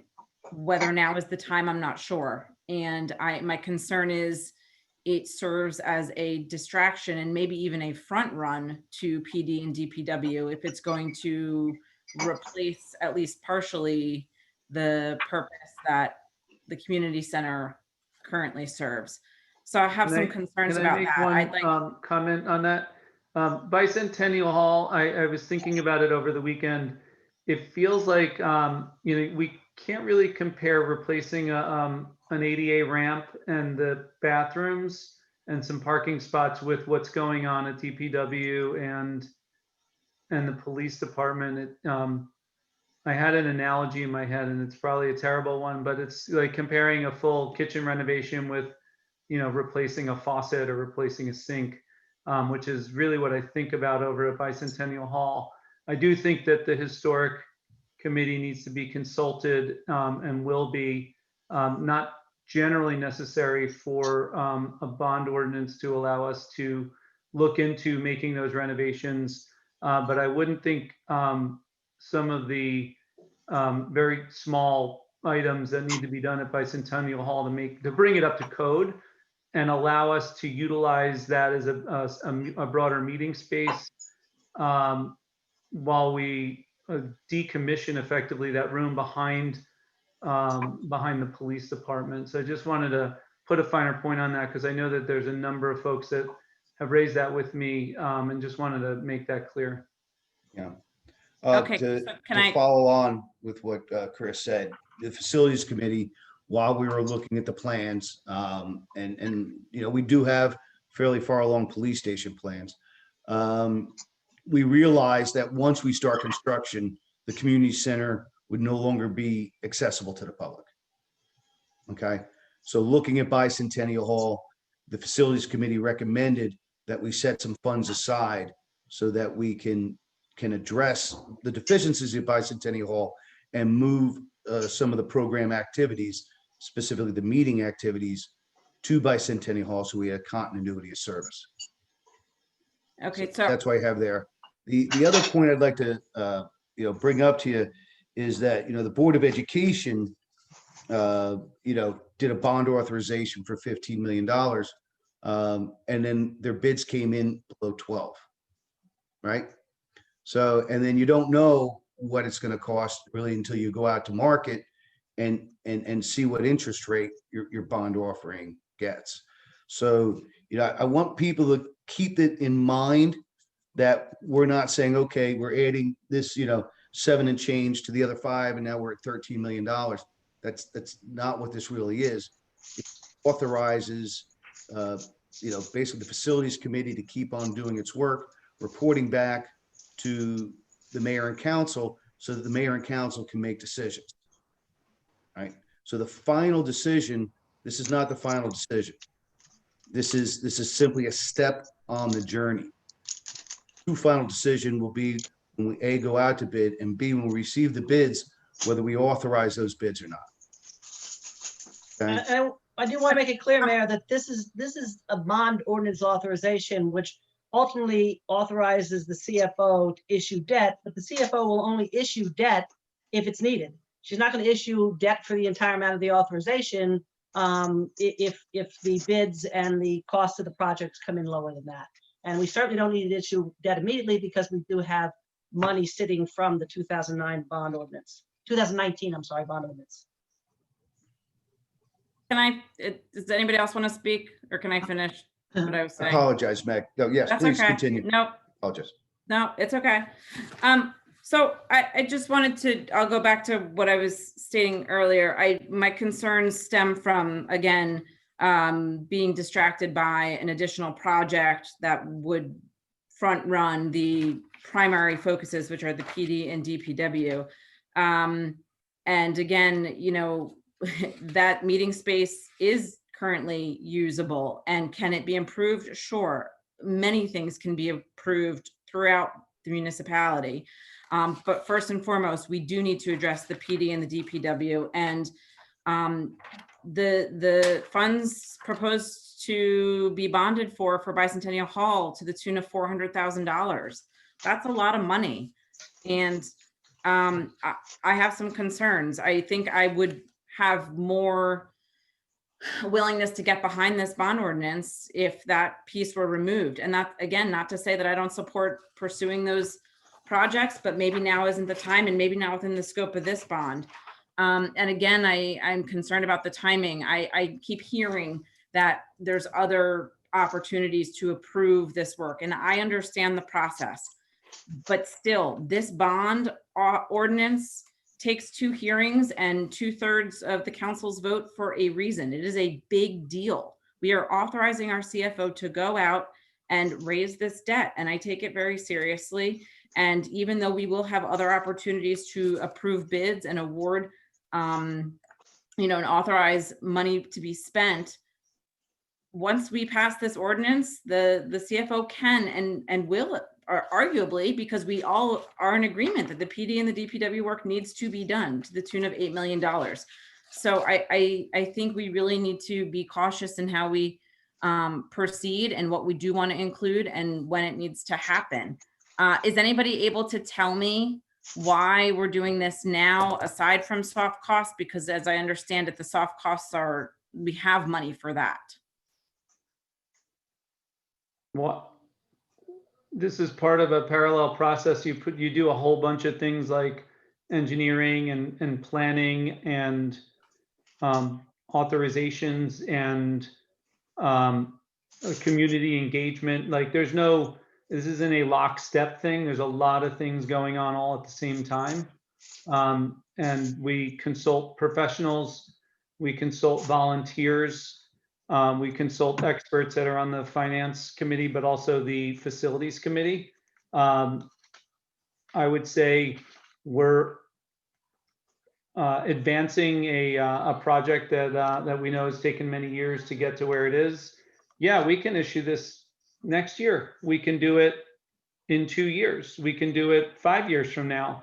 I prefer to give you know, that next council every weapon they have to swat down you know, the roadblocks to getting something done, and prolonging it is not a preference of mine. I don't speak for everybody. Obviously, I speak for myself. There's 6 votes here, but I do think that making progress is important. I don't think kicking the can down the road till next year. I turn the question around. What's the value in waiting? What do we get for not making a decision when we know the sizes of the buildings, what they currently are? The replacement of those buildings are going to be roughly the same. We understand what the engineering is going to be because we're going to end up moving them. They won't be torn down, and we don't have trailers to host folks. We have a lot of knowns. We also know that the Board of Ed issued a bunch of bonds and got preferential bids and didn't end up taking down those things. But I don't see taking away optionality for the next council or pushing it down the road really serves us in any way. I'd ask the same question of anybody who wants to push this off. Like, what are we waiting for? I feel like I haven't been on the council quite 4 years, but I've seen this happen year in and year out, and I'm tired of it. And I want to get some hold on. Yeah, so I guess my question is, someone I'm sorry, said, I didn't finish my thought. I was speaking. I am tired of waiting, and I think this needs to be passed. I don't see reasons to wait at all. And I'd be interested in what reason we would wait if this is an authorization that needs additional approval by a council to even utilize it, then we're not incurring costs. All we're doing is creating optionality for this governing body. Now I'm finished. I'd actually like to add to your question, Chris, for Councilwoman Chris Keefe. Do you understand that these things are not mutually exclusive? And since we're taking away part of what is now attached to the police department, that we need to supplement and replace it. And I also want to tack on, does anybody have any appreciation for the fact that the 10-year bond yield today was less than 1%, and it's been hovering there. The forecast on bonds is that they're going to go up. Municipal bonds function just like any other government bond. Our opportunity to lock in cheap money, and when you talk about a historic perspective, bear in mind, my name is on the first 10-year bond, which is paying off right now. That's how long I've been looking at this. To not authorize this bond and to move ahead is a major mistake against the people of Fairhaven, because if we wait, bond yields can only go up from here. We're locking in money at a very inexpensive point. That's the whole idea. And with respect to the facilities that we're replacing, we got more than our money's worth out of them because their useful life was over, and we're just band-aiding them right now. I don't see a single flaw with this, except for the fact that we're dragging our feet and asking pointless questions. Well, I'm sorry that you feel that it's pointless, Jim. I think it's really important. It's a lot of money. No, again, I still haven't heard why the now. And I'm trying. Have all been asked and answered. We're going around in a circle, and all we're doing is burning down the clock. These questions, I've witnessed the written exchanges. These questions have all been asked and answered. I don't know how we can answer them better. When you say you're not for or against bonding, how all municipalities pay for their capital improvements the same way with a bond. There's no option. This is how we pay for things. For example, is there an opportunity to wait until we have more concrete plans? For example, we don't know where on the DPW location the building is going to be, and that will dictate a lot of our costs. For example, if the building is going to be on the south side, we may not need to move the fuel pumps and the salt dome. We could address those when those are. Councilperson Keefe and Councilperson Vanham, please. All right. I think, listening to you, Megan, and listening to Councilperson Banahan, I think what we're trying to express here, okay, is that we need this authorization so we can proceed with the work. All right. You can dilly, you can dally. This is the proper way to proceed to get this job performed. We do have two risks in front of us. The interest rate risk that Councilperson Banahan just outlined, okay? And we also have a construction inflation risk. And in studying the way governments build, putting things off into the future elevates the cost. It's as if it's a law of nature, okay? And from what I heard you before, listening to what you were saying, it sounds as if you believe that we have a risk if we authorize the bond and our CFO will go out and issue bonds kind of willy-nilly. The bonds will be issued, and Colleen, please correct you if I'm wrong. I'll ask you to chime in. The bonds will be issued when we authorize the spending, when we authorize the bids, okay? So this is like a beat the clock, move forward. Now, I understand you haven't seen the color, the color of the paint on the walls or what the windows will look like, but we have had presentations. We know the general shapes of the boxes. We know the general form of the site work. We know how the rooms are. You have been presented with enough information and enough of the structures that serve as the form on which these estimates have been derived. So this information has been presented to you. So I'll say to you, I do not believe you have a valid argument that you're not willing to authorize bonds for something that you don't know what it is because it has been presented to you. Now I'll go to Colleen to address what I believe is your concern that authorizing this bond leaves us with an exposure because the CFO could then issue the bond. So Colleen, could you please chime in and walk us through how that process works? The capital fund on its own has its own cash. And that cash comes typically from authorizing debt. We do put some money in each year through our budget, through the pay-as-you-go capital and our capital improvement fund. But I don't issue debt until I am analyzing cash flow in conjunction with the timing of the projects. We look at, when we look at the cash flow, the timing of the projects, and we look at the market as well. And we try and take advantage, obviously, when the market is advantageous for us to do permanent financing. Sometimes it's not. Sometimes we do short-term financing because the market's just not there to go to permanent financing. The rates just aren't as attractive as you'd like them to be.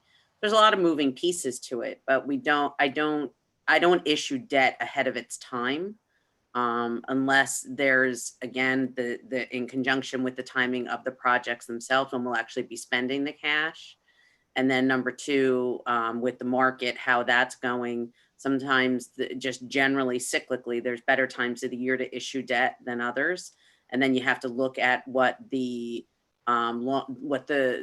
forecast is for the interest rates and when it will work best for us to issue the debt. And we do that not only with just me involved, it's me, it's the finance committee, it's our financial advisor, it's our bond counsel. We work together on this to try and get the timing of it, just so that it's the best for the borough. Thank you, Colleen.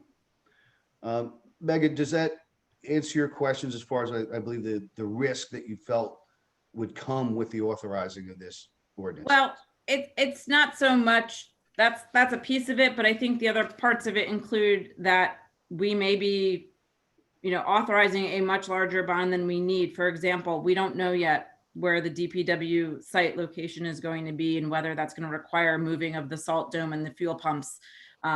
Those determinations haven't yet been made. And I think that speaks to the size of the bond.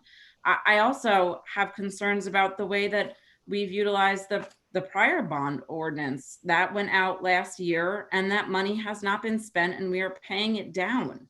I have concerns. And so while I can appreciate, how we will need to bond, again, it's unclear that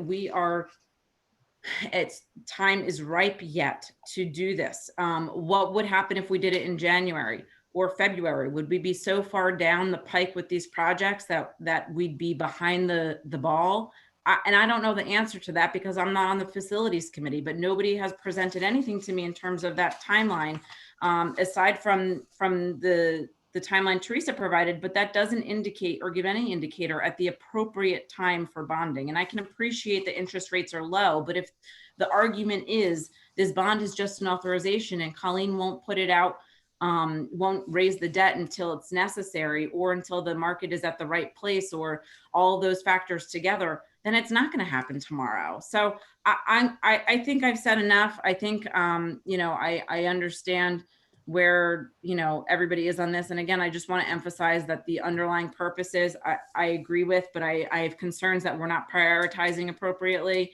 And again, timing wise, I just want to better understand where in this process the appropriate time to bond is, because, again, last year that bond went out and I realized we rolled off some debt, but now we have, I think it's $5 million sitting in a bank account that we're paying down every October.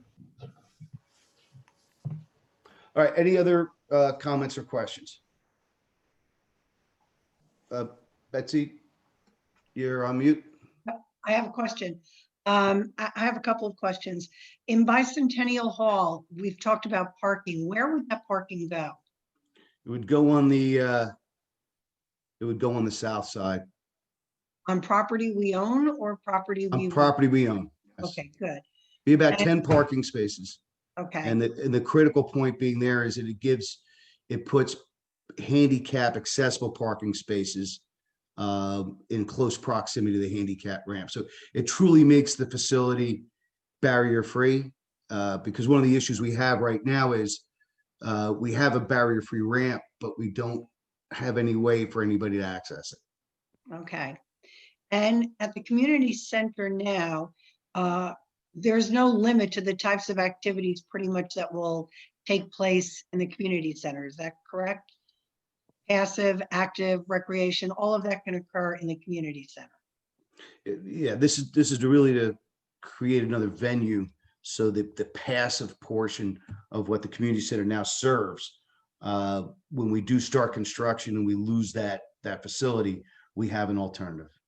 So the building originally was designed for passive attendance, Yes. minimum number of people, et cetera. So do you still intend to keep it that way? Strictly for passive, yes. Okay. Along with the guidelines that the historical group has come up with. So it's not actually going to replace the community center completely. It's only going to replace a portion of what the community center hosts. Is that Yes. correct? Yes, the active recreation will be on a temporary basis looking to discuss with the Board of Education and or other opportunities. Okay. And actually I have a question for Jim Banahan. You said when you were talking to Councilwoman Krisner that one of the advantages to authorizing this ordinance is it allows us to lock in rates. Is that correct? No, it doesn't. We're not locking in now because we're not issuing debt now, but we can't even shop that market and give Colleen a free runway to do that unless we authorize the bond. Okay. So we could potentially have a great market pass us by because we don't have an active, we haven't authorized the bond. That's the whole idea. So it doesn't even matter what amount that we bond for tonight. We're trying to get it close to numbers that we don't fully have our arms around. And it doesn't mean that if we bond for X that we don't have to spend X. We could spend X minus Y and come in significantly under. So there's no risk in bonding for more than you might potentially need. Actually, that's the way it's done. I'm just stunned that there's so much, questioning around something that seems to be so ordinary for me, but maybe it just has to do with my walk of life. But again, all I've really seen here is that we've wasted a lot of valuable time. Okay. Can I just add one more thing that I just want to make sure everyone's clear on too? When you do a bond ordinance, it's not only about the debt authorization, it's actually authorizing the ability to spend. And you can't even authorize a bid unless you have the spending in place. So without having that side of the bond ordinance has the two sides, the funding side and the spending side. Without having the spending side in place, you can't move on any of these projects either. You can't authorize a bid. You can't do anything unless you have that spending available for when the bids come in. Thank you very much, Colleen. Thank you. All right. Mayor, may I ask two quick questions to Rich Gardella? Yes, please. So in addition to the costs that were covered, cost and waiting on interest and inflation for construction costs, Councilwoman Kristen Keefe brought up a good example. Salt dome and gas tanks potentially not being moved. I'm not sure if that's the case. One of my concerns has actually already come into fruition when we had to essentially spend emergency money for the generator at the police department because we've been waiting so long, which is a considerable amount of cost weekly. Rich, what's the useful life left on those gasoline tanks in the salt dome? Do you know off the top of your head? The fuel pumps are above ground tanks. The computer system is completely shot. Can't even get replacement parts for it. And the tanks themselves have some structural deficiencies. We've gotten some estimates within the last couple years, but they're at a point where they need to be replaced. it's a standard double wall tank, but they're at a point where, exposed to the elements, probably 15 years old already, the tanks. Okay. And then Yeah. salt dome, we installed, I want to say, back in maybe 08-ish, 09. So we're about 12 years, almost 12 years. And basically that's just a concrete and wood structure. And that too will be in need of replacement in the, within the next couple of years. So we always anticipated replacing both of those items as part of this project. All right. When we're looking at a potential, perhaps catastrophic event, if, I mean, maybe, when we're talking about $7 million of replacement of cost for a fuel pump, may not be that much, but, if we can avoid any emergencies, I think that's always prudent on our part to consider. And all right, thank you, Rich, for clarifying that. Just to clarify, for the fuel pumps, I've had that on my 5-year capital plan just about every year. To get replaced, because they are in need. Yeah. Done. Michael, I'd like to thank you very much for bringing up the point that we are hitting our operating costs every year because we haven't stepped forward and replaced these facilities. The generator for the mission critical job that is the police station is an excellent example of a lot of dollars unnecessarily, unfortunately, having to be spent because we haven't moved ahead with this. So with that, I'll leave it for open for anybody else one last time. Seeing none, motion to close.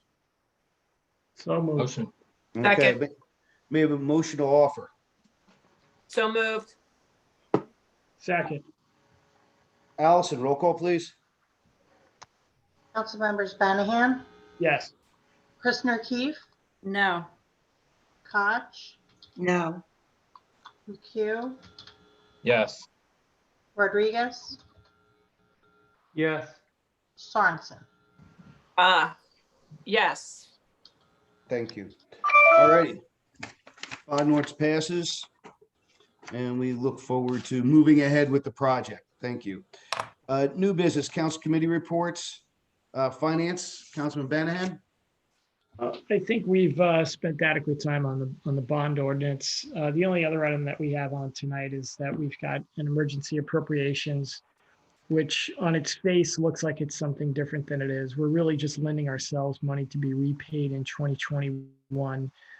It's more like a FASB rule than it is anything with respect to new debt. It's just moving money from account to account because of the legal expenses associated with the fair share plan throughout the year of 2020 and the late receipt of the invoices for those services.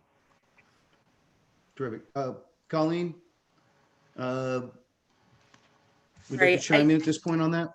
Yeah, I wanted to just add a little bit to it. We had already passed this resolution. The emergency appropriations already in place. We've been spending on it. In reviewing items for year end and looking towards 2021, we were determining whether we could cancel any of this. We had to do an estimate and we didn't know how much we would spend by the end of the year. There's not really any room to cancel. And to not hamstring ourselves either with surplus restriction for the 2021 budget and or levy cap restriction, we have to do what Councilman Banahan has described is really an accounting maneuver to, on paper, loan ourselves the money to cover that, what's called a deferred charge. It's how it's termed, just for the end of the year. It's something that you literally do right at the end of the year. And then again, as the new fiscal year starts, you just reverse that maneuver. But it gives us the ability to have both the full amount of whatever our fund balance is available for the 2021 budget. And it also allows us to increase the levy if necessary to cover this emergency appropriation that we had to pass for this unexpected cost in 2020. Thank you. Thank you very much. Personnel, Councilwoman Christopher Keefe. The only agenda item I have is that tonight on our consent agenda, we will be renewing the contract of Borough Administrator Teresa Casagrande for another 4 years. This past year has been quite unprecedented, and in typical fashion, Teresa has risen to the challenge of everything COVID related. So that will be presumably put through on the consent agenda. Thank you very much. Planning and zoning, Councilman Koch. You're on mute. You're on mute, Betsy. This is what There's a- happens when you get old.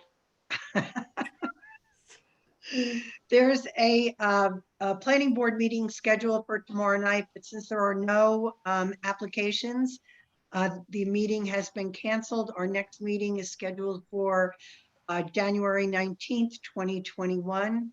The zoning board met on December 3rd. It approved a pending application for Kick Studios. Their next meeting is scheduled for January 7th, and at that meeting, there'll be 1 pending application under old business and 2 pending applications under new business. And that is all I have, Mayor.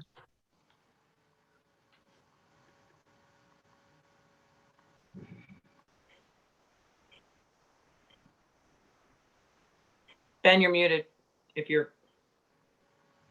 Barking dog. Thank you. Councilman McHugh, Police, Fire, DPW. Sure, thank you, Mayor. COVID update, our numbers are going up still, unfortunately. We have 54 active, 136 total since the beginning. Congrats to John Griffin for being accepted as a regular member to the fire department. And thank you also to the fire department for escorting Santa around. That was really nice for the kids. With the pending possible storm, I'd like to just do a friendly reminder about overnight parking for snow removal. Lieutenant Townsend, would you like to add anything for possible OEM stuff coming up? Yeah, sure. Can everybody hear me? Yes. Yeah. Okay. First, let me just say, Mayor, I thank you for bringing it up at the beginning of the meeting, the thoughts with Chief McGovern on the passing of his father. I'm happy to attend on his behalf tonight. Wish it was under better circumstances. But, you know, the services are coming up for the next couple of days. So we're ensure the PD and the borough are well represented and he gets the proper send off. As far as this upcoming storm, it looks like it's more and more of a snow event. I've seen everything from 0 to, 12 to 14 inches of snow. So it looks more and more, like I said, like a snow event. So we'll make sure, we're out there and taking care of everything we need to. We're going to suspend overnight parking Wednesday night into Thursday for sure. And, to make sure the DPW can get out there and do their jobs. And hopefully everybody stays home and get the streets cleared and get back up and running by Thursday or Friday. So that's all I got, unless there's any other questions or issues. Thank you very much, Lieutenant. Good. Engineering, DPW, and borough facilities, Councilman Rodriguez. Just wanted to thank our newly appointed committee members who've been, for the facilities committee, who've been spending a lot of time, many hours, and sharing their expertise with the committee. I think we made a lot of progress, and we will continue to make a lot more progress. And I want to thank council members for supporting the police department rebuild and the DPW, as well as the ideas over at Bicentennial Hall. Again, the priorities have not changed. Police department is a priority, and the DPW is a priority, and it will remain so. I have no other comments. Thank you. Thank you very much. And one last time, Parks, Recreation, and Communications, Councilwoman Susan Sorensen. Yes, hi. So I don't have a ton to discuss. I just would like to say thank you to Betty Ann Berube, to Allison, Sagana, Teresa, former Councilwoman Jackie Rice, as well as Betsy Koch for really all their efforts in helping to improve communications along with myself and really spearheading what we now have as a lot of information, almost overload, which is great. And as well as the website and all the work that took place regarding that. And then I would also like to take a moment to thank DJ Breckenridge. It's been a pleasure working with you. Gosh, when you were hired, you were just a kid, and now you've grown into quite an amazing recreational director, and all the programs that you've done, and you've got a great committee. So thank you to everybody, and that's it. I have nothing else to report. DJ did all my reporting, and that's it. We're good. Thank you. Thank you very much, Susan. All right, consent agenda resolutions 2020-207 to 2020-218. May I have a motion to offer? There. Oh, Point of information. Two additional resolutions that were sent later this afternoon. Yes. So we're going to add those. That would be 2020. 19 be the temporary emergency appropriation amending resolution 2020-183. Thank you. And then 220 would be authorize the purchase of the emergency notes that Colleen had explained. All right. So 2020-207 through 2020-20. Motion offer? That's a point of information there. Okay, I have a motion. Discussion. Councilwoman Krista Keefe. Thank you. 2019 and 2020, 220. I just want to make sure I'm understanding them correctly. We only received them just this afternoon via email, so I really haven't had a proper opportunity to consider it. But Colleen, if I understood your comments earlier, we're simply paying for this in the future? When we did the emergency appropriation, no matter what, we have to raise that deferred charge, the entire 150 in our 2021 budget. But if we don't do this kind of borrowing and lending from one fund to another just at year end, it's just because of the accounting rules that we would then be restricted in the amount of surplus that we have available for our 2021 budget by that 150. And we also would not have any levy cap allowance for the 150. You get the levy cap allowance by what they would quote unquote call issuing debt. We're not going out to market to issue debt. We're issuing debt and we're allowing the capital fund just to fund that for the year end. And then I'll reverse it at the beginning of 2021. But that way, when we're planning our 2021 budget, we just don't find ourselves in a situation where we are hamstrung by one move or the other that didn't allow us to either use more surplus if we wanted to, or allow us to increase the levy if we needed to. Okay, and if the amount of that emergency appropriation, is that changing? No, it's still the 150. Okay, so the two separate resolutions, I'm sorry, and that's okay. I just didn't get a chance to read it between receiving. And I understand that this was a scramble all the way around today, trying to get it all done. When we originally did the emergency appropriation, we did not. There's a way to write that appropriation that allows you to issue notes. And we did not write it that way because at the time we didn't realize that we would need to consider this, that we weren't sure where we would end up in total. But since we're at the full 150 and, on a budget our size, that can be a little problematic as far as the surplus and or the levy. We had to just amend that ordinance. It changes nothing in the amount or anything else that we would have done. All that's changing is inserting the language that allows us to issue a note to cover that deferred charge. And then the second resolution is us allowing capital to purchase that note from current to cover that, like I said, and that's more an accounting maneuver.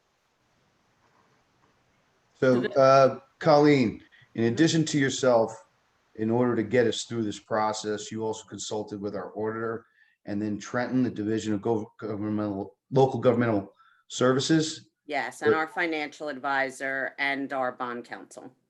Okay, so that's 1, 2, 3, 4. So you've had 4 professionals and Trenton all chime in on this, saying this is the best path forward. Yes. Okay, so I hope that gives some people a level of comfort. I know it's convoluted and difficult, but that is finance in New Jersey.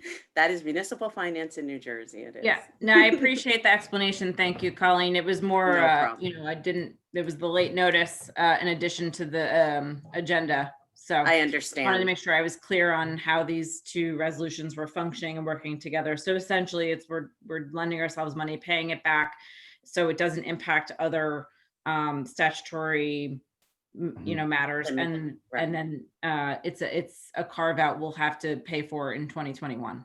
Right, which we would have no matter what. Correct. Terrific. Okay, thank you very much. You're All right, welcome. any other questions? Seeing none, we have a motion and a second. Discussion is closed. Allison, roll call, please. Councilmembers Banahan, Yes. Commissioner Keefe, Yes. Koch, Yes. McHugh, Yes. Rodriguez, Yes. Sorensen. Yes. Wonderful. Thank you all. Department reports 2019 annual report of the zoning board, October 2020 chief financial officer, November 2020 municipal clerk, dog license planning and zoning board, police department, budget status, motion to accept all the reports as submitted. So moved. Second. Thank you all. Go to the borough. We have a motion open. So moved. Okay. Second. We have a second. All right, go to the borough. Please use the raise your hand to get recognized. Identify yourself clearly, stating your name and address for the record. And who do we have? Claudia Brady. Claudia Brady. Good evening. Please unmute. It was a mistake. I'm sorry. That's okay. But I do have a question that's probably way out of the wrong place. Why in the world do we have above ground gas tanks? If I heard that right? So it doesn't contaminate the ground. It's actually a much safer methodology for storing fuel.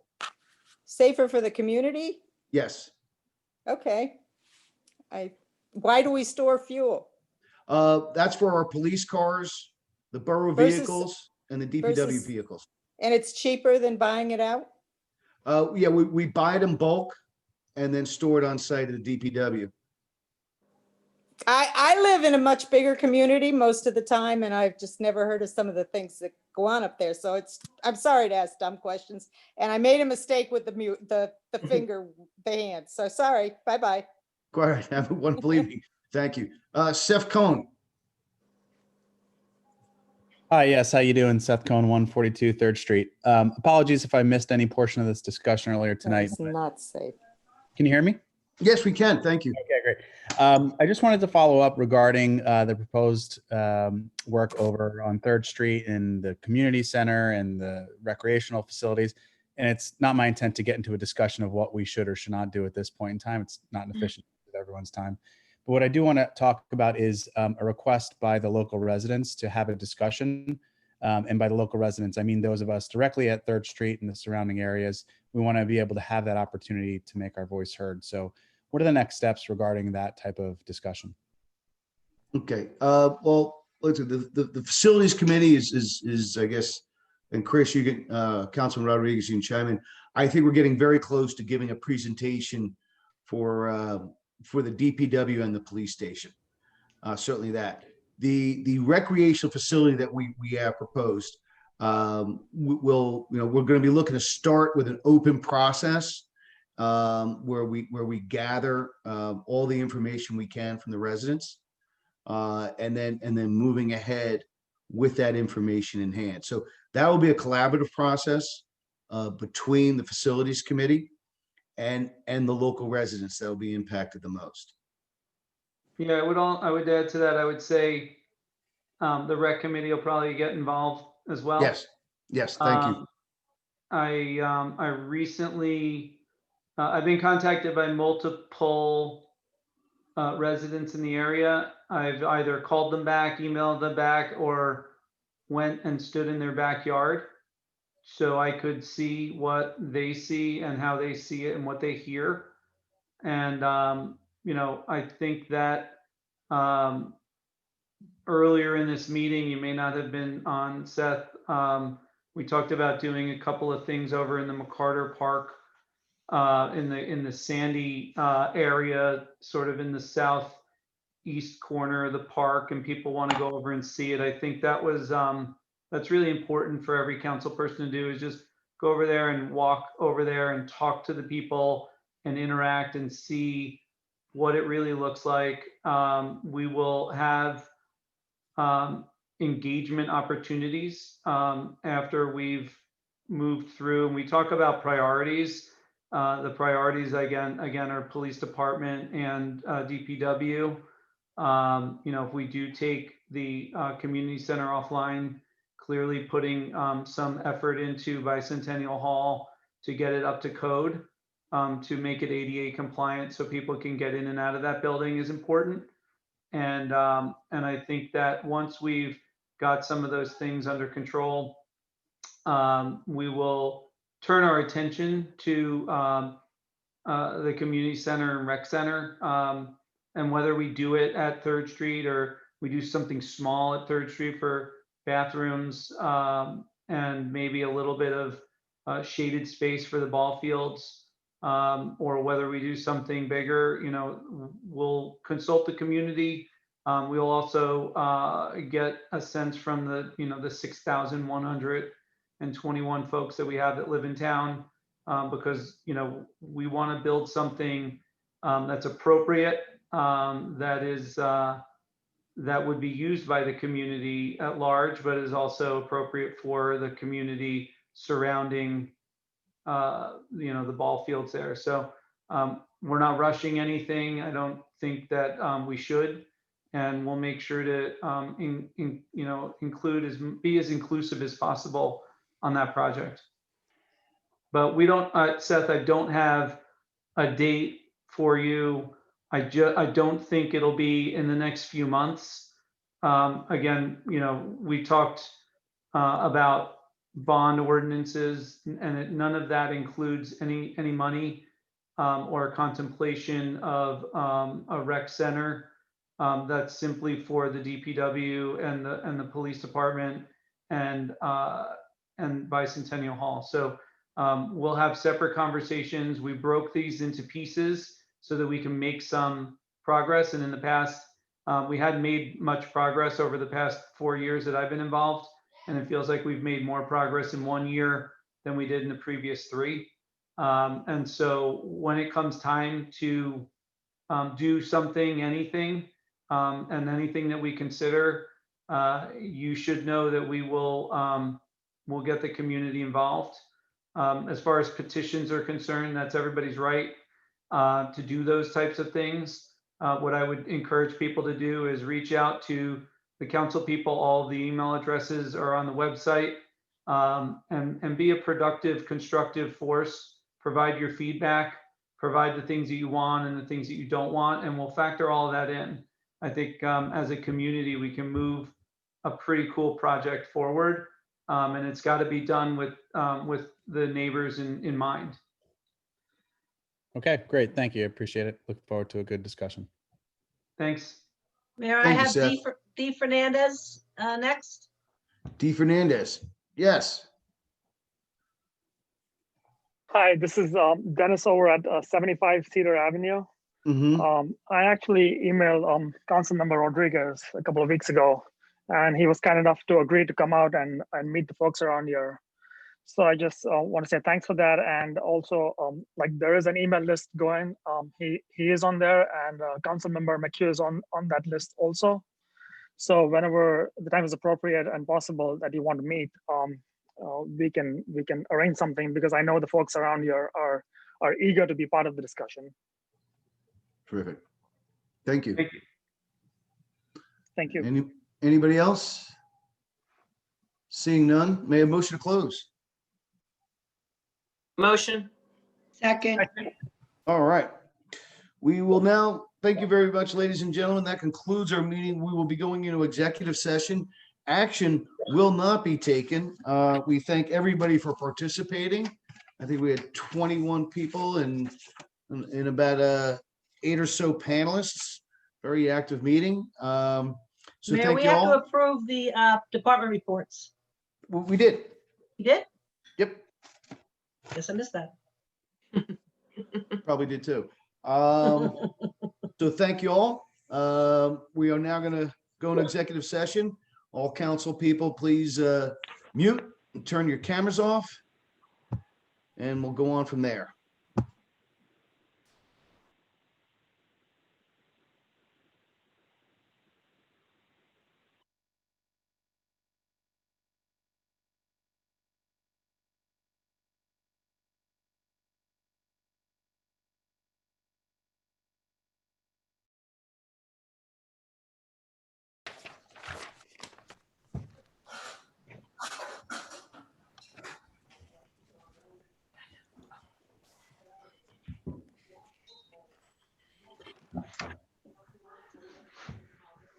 We have a quorum. May I have a motion to adjourn? Motion to adjourn, Mayor. All in favor? Aye. Aye. Thank you. Aye. Have a wonderful evening. Thank you. Night. Thank you, Susan. Good night. Happy Thank you, birthday, Sue. Bessie. Thank you, Susan. Thanks, Susan. Great job. Thank you.